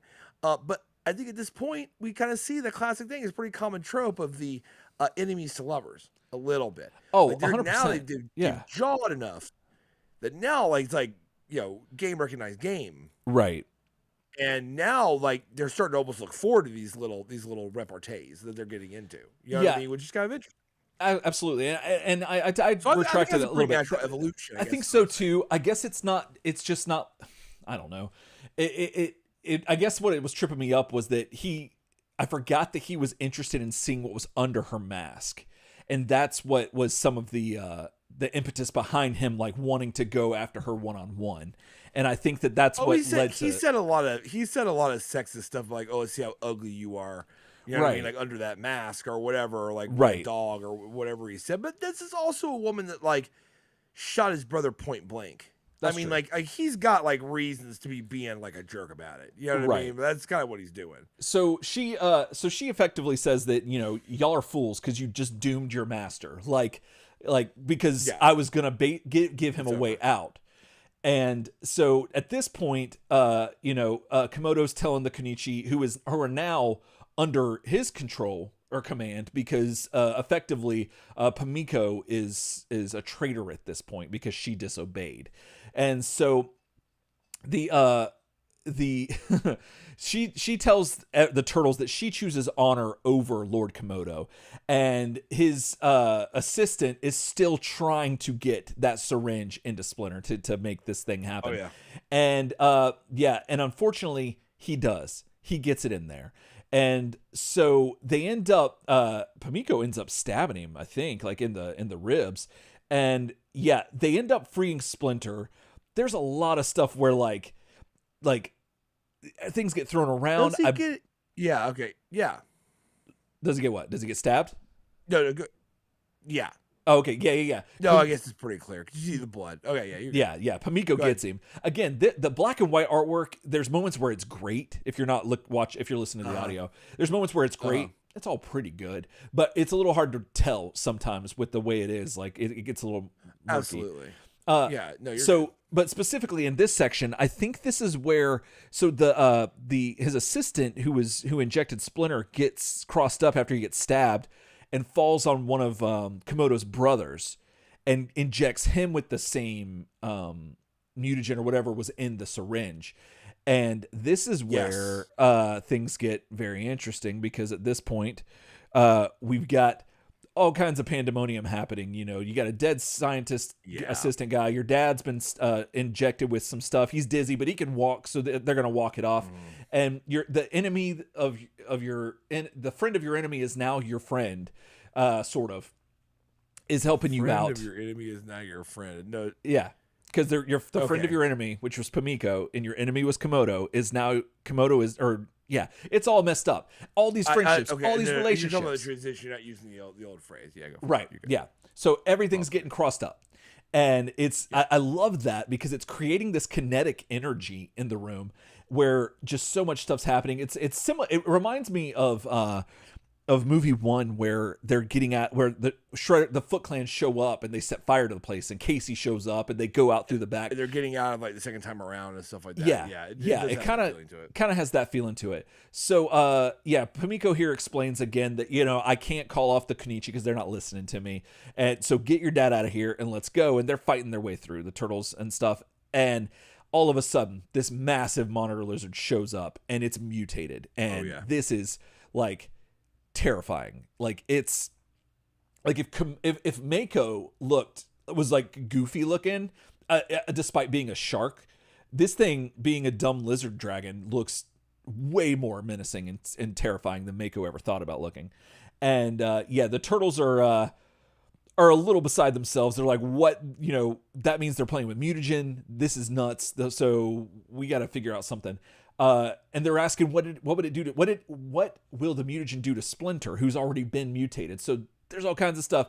And Lord Komodo's just like really blown out, because he's like, oh no, don't kill them, my brother. We have lost the rat, so we're going to need their blood.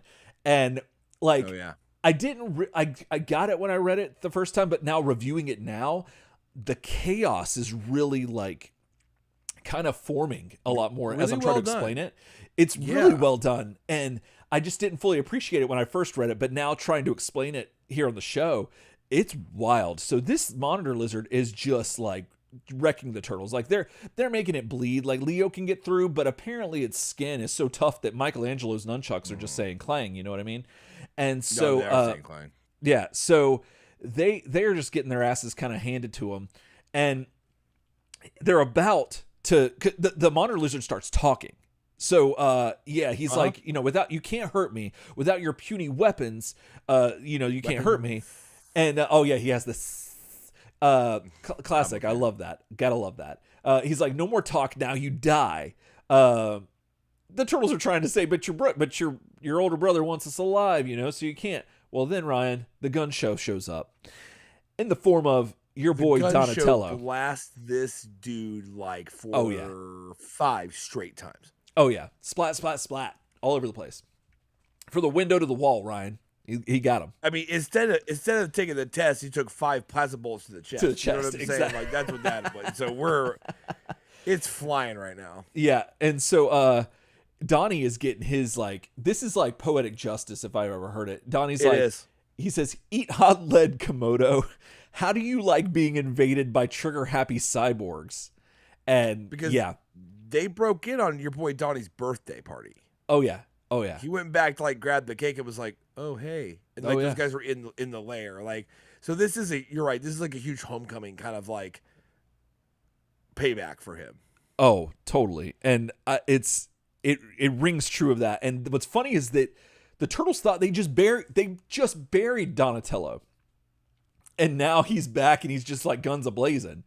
And so they finally realize what's up. Like, Donnie like stops seeing red, I guess, and starts realizing that the turtles are there. And they're like, hey, one of the turtles says, hey, don't get upset, but we already rescued Splinter. So I know you just like totally murdered this lizard and you've got this giant gun. Don't be mad. We already did what you were trying to do.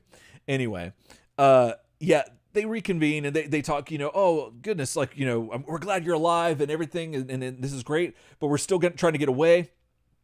Pamiko shows up and says that Warlord Komodo has initiated the self-destruct mechanism and that they've got 3 minutes to get out of here. So and when I read that, Ryan, I got to thinking, have you been in a situation where there's been a self-destruct mechanism? Like, is this like quicksand from like shows in the 80s where like all these shows that we grew up watching, there was almost always an episode where somebody got into quicksand, and it's the thing where it's a television trope that made us think that when we grew up, we would have to be prepared for quicksand, and turns out no, we never had to. And even if we did, it's nowhere near as bad as what it made it out to be.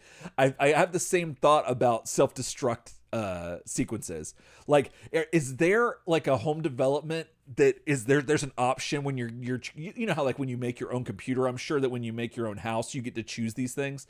Can you choose to put in a self-destruct button? Like, you know, you choose the lumber and the flooring and then the kitchen stuff, and like if you want a bay window and like all this different things, and then it's like self-destruct, yes or no, and it's like, you know, $100 extra. I'm trying to think really hard about whether I've ever been in a place that could have conceivably had a self-destruct mode. Yeah, and I'm really racking my brain. I think the closest I've ever been is probably the USS Alabama, which was a commissioned World War II gunship. Right. Okay. Because I'm not saying that it had an active self-destruct system. Right. But I think I was on board a vessel that at one time they probably had plans for if they were boarded, what they would do to, you know, make that not a thing anymore. Right. And like that's probably the closest thing where I've been. Just it doesn't, obviously it's not wired up now. Right. But like thinking like that's probably the closest I've ever been to a place that could have at one point had a self-destruct system. Okay. I don't think I've ever been.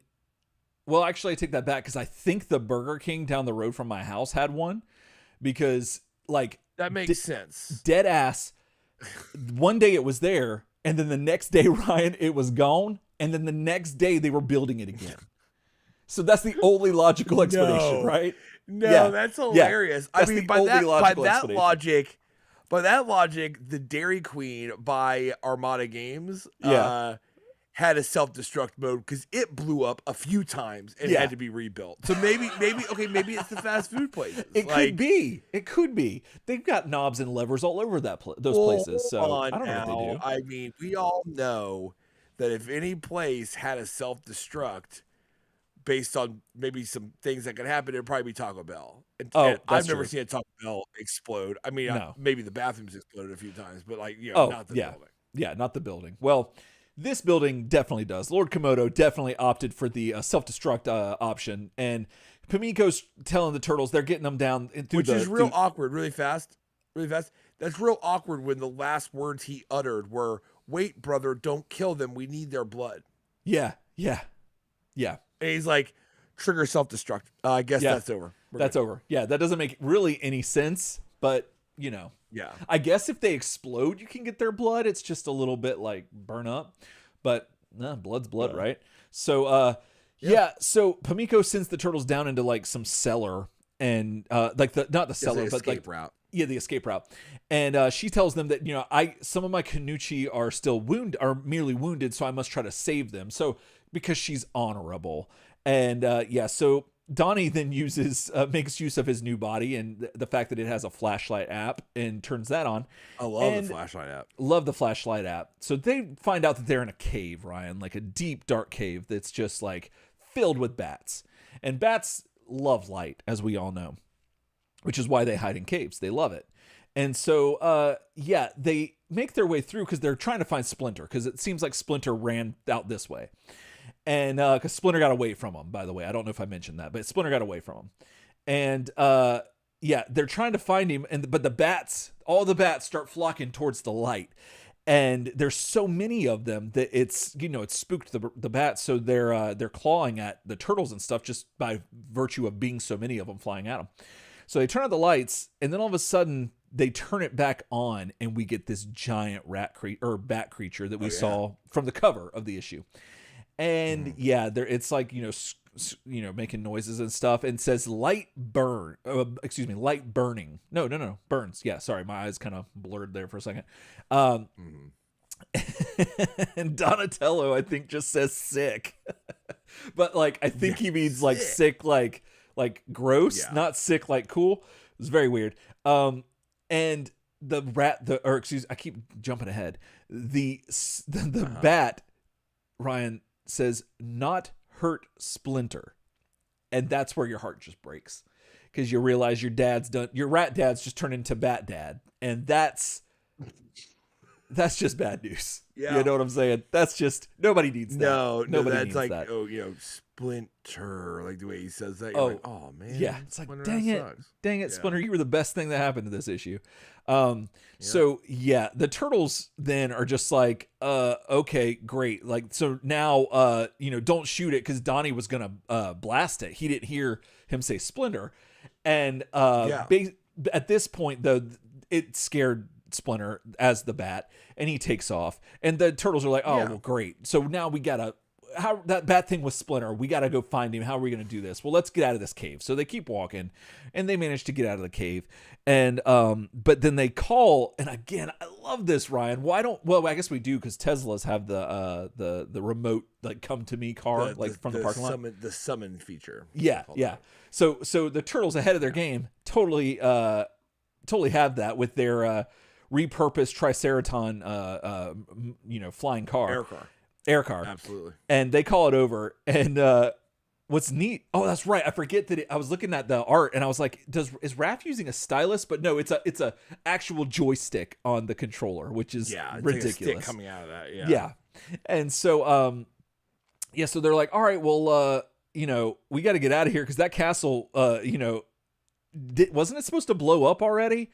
And then right as soon as they say that, it explodes right in front of them. And this ruins all chances of them trying to find of the trail of Splinter, because they could kind of probably approximate. They can't find Bat Dad. Yeah, they can't find Bat Dad because now he's just mixed up with all the other bats. Exactly. And so nobody knows where Bat Dad is. And needle in a bat stack. A needle in a bat stack. Oh my goodness. We're already starting to name the episode. So yeah, that's where we're at. And guys, that's the end of the issue. And the Turtles are just, they're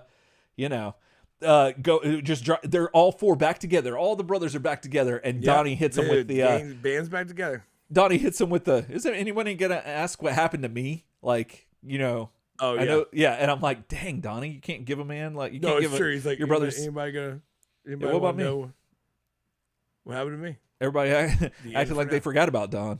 But so dude, what did you think? Well, let me tell you what I thought first. Let me tell you what I thought. I love this. Tell me what the hell you thought about this. That's what I'm gonna do. Momentous issue. That's what I'm gonna do. August occasion.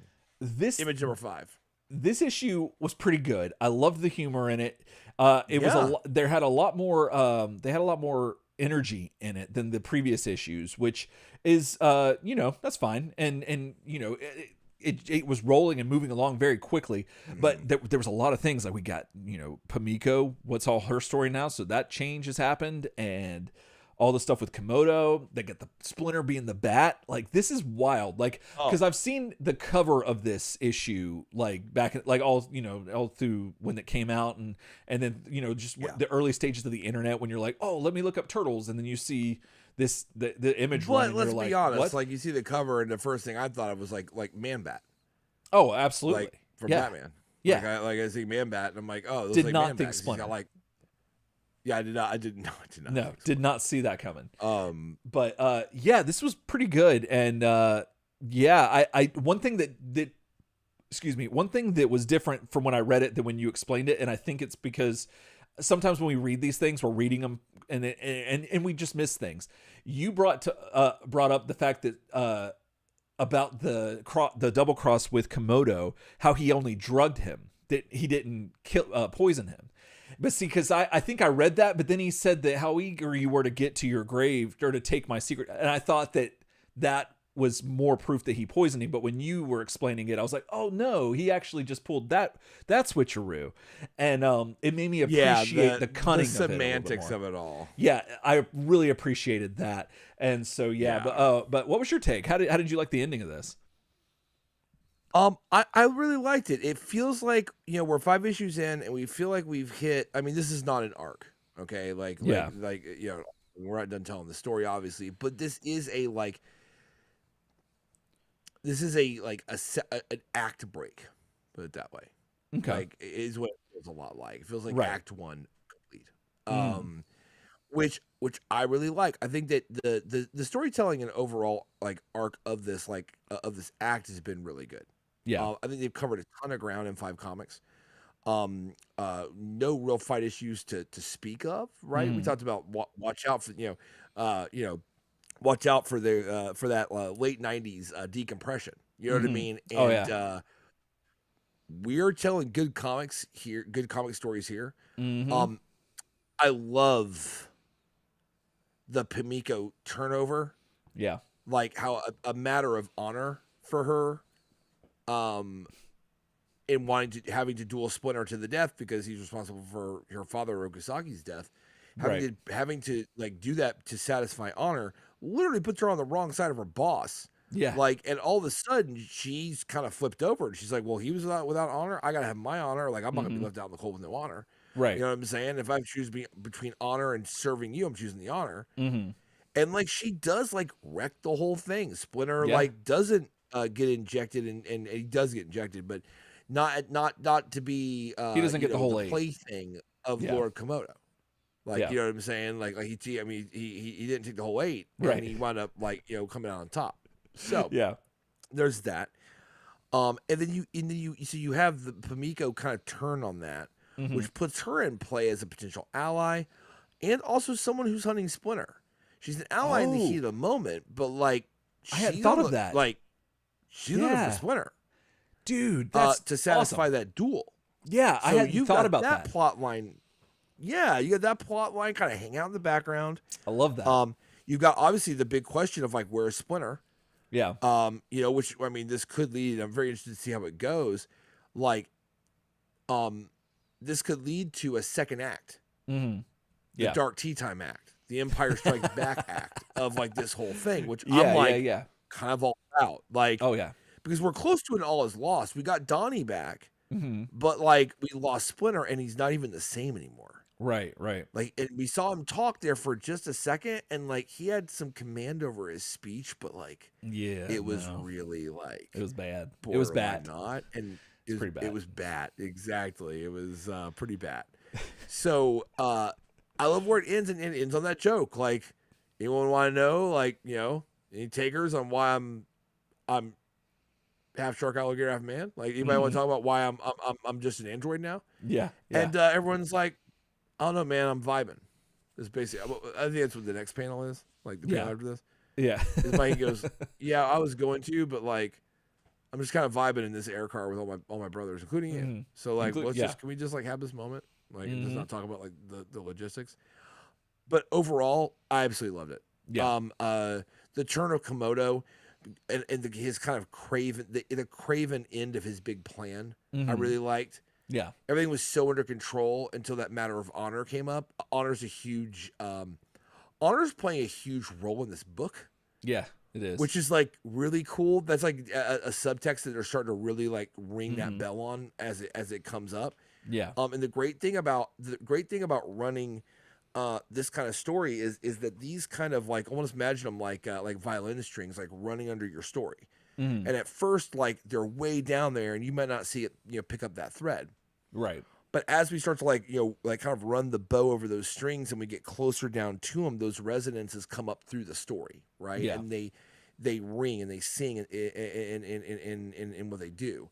So we're starting to kind of pluck those honor strings in the story, and you see it popping up everywhere. The Lord Komodo's undone. He shows at first a high honor and respect for Splinter, but when he betrays him and loses his honor, all of a sudden it's a matter of honor that gets him undone. Right. And so that's really good writing is all I'm trying to say. That's I sat down and I thought about this. I thought this out. And I feel like I'm a broken record on this series. I got to be honest, man. This one's jumping up my charts.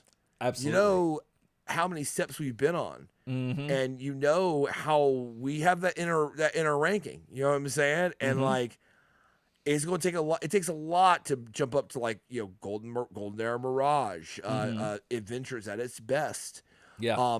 It takes a lot to crack that ceiling that It movie does. won. You know what I mean? Mm-hmm. But this is like tiptoeing its way just right up the ranks for me. It totally is. So I'm really excited to see what comes next. I am too, because like you're right, because a lot there was this like general idea that people were like hating on the Image series for some reason, and I thought that it would be like a like lateral thing, that the whole thing would just be like, oh, it's bad from the get-go, and it's just, you know, but if it's setting the bar pretty high, that so that if it falls off, I don't know if that's I'm probably not saying that the right way, but basically I'm saying that it's already done enough good stuff that if it gets bad from here, the good stuff is still enough to make me appreciate these first 5 issues so far.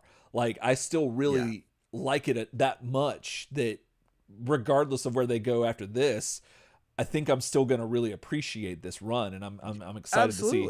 And then again, the humor in this, the fact that the thing explodes right at the end, and it's not like this, like it's more of a afterthought than it is like a urgency, and that's brilliant writing. And I am really impressed with this run. Absolutely, yeah. I mean, on to issue 6. On to issue 6, which we will be doing next week. Yeah. So, what did you think of this issue? Did you like it? Did you see the Splinter going to become the Bat? Did you think that immediately when you saw the cover that, oh, that's going to be Splinter, or not, or what? Let us know. Email us at turtlesoupshow@gmail.com.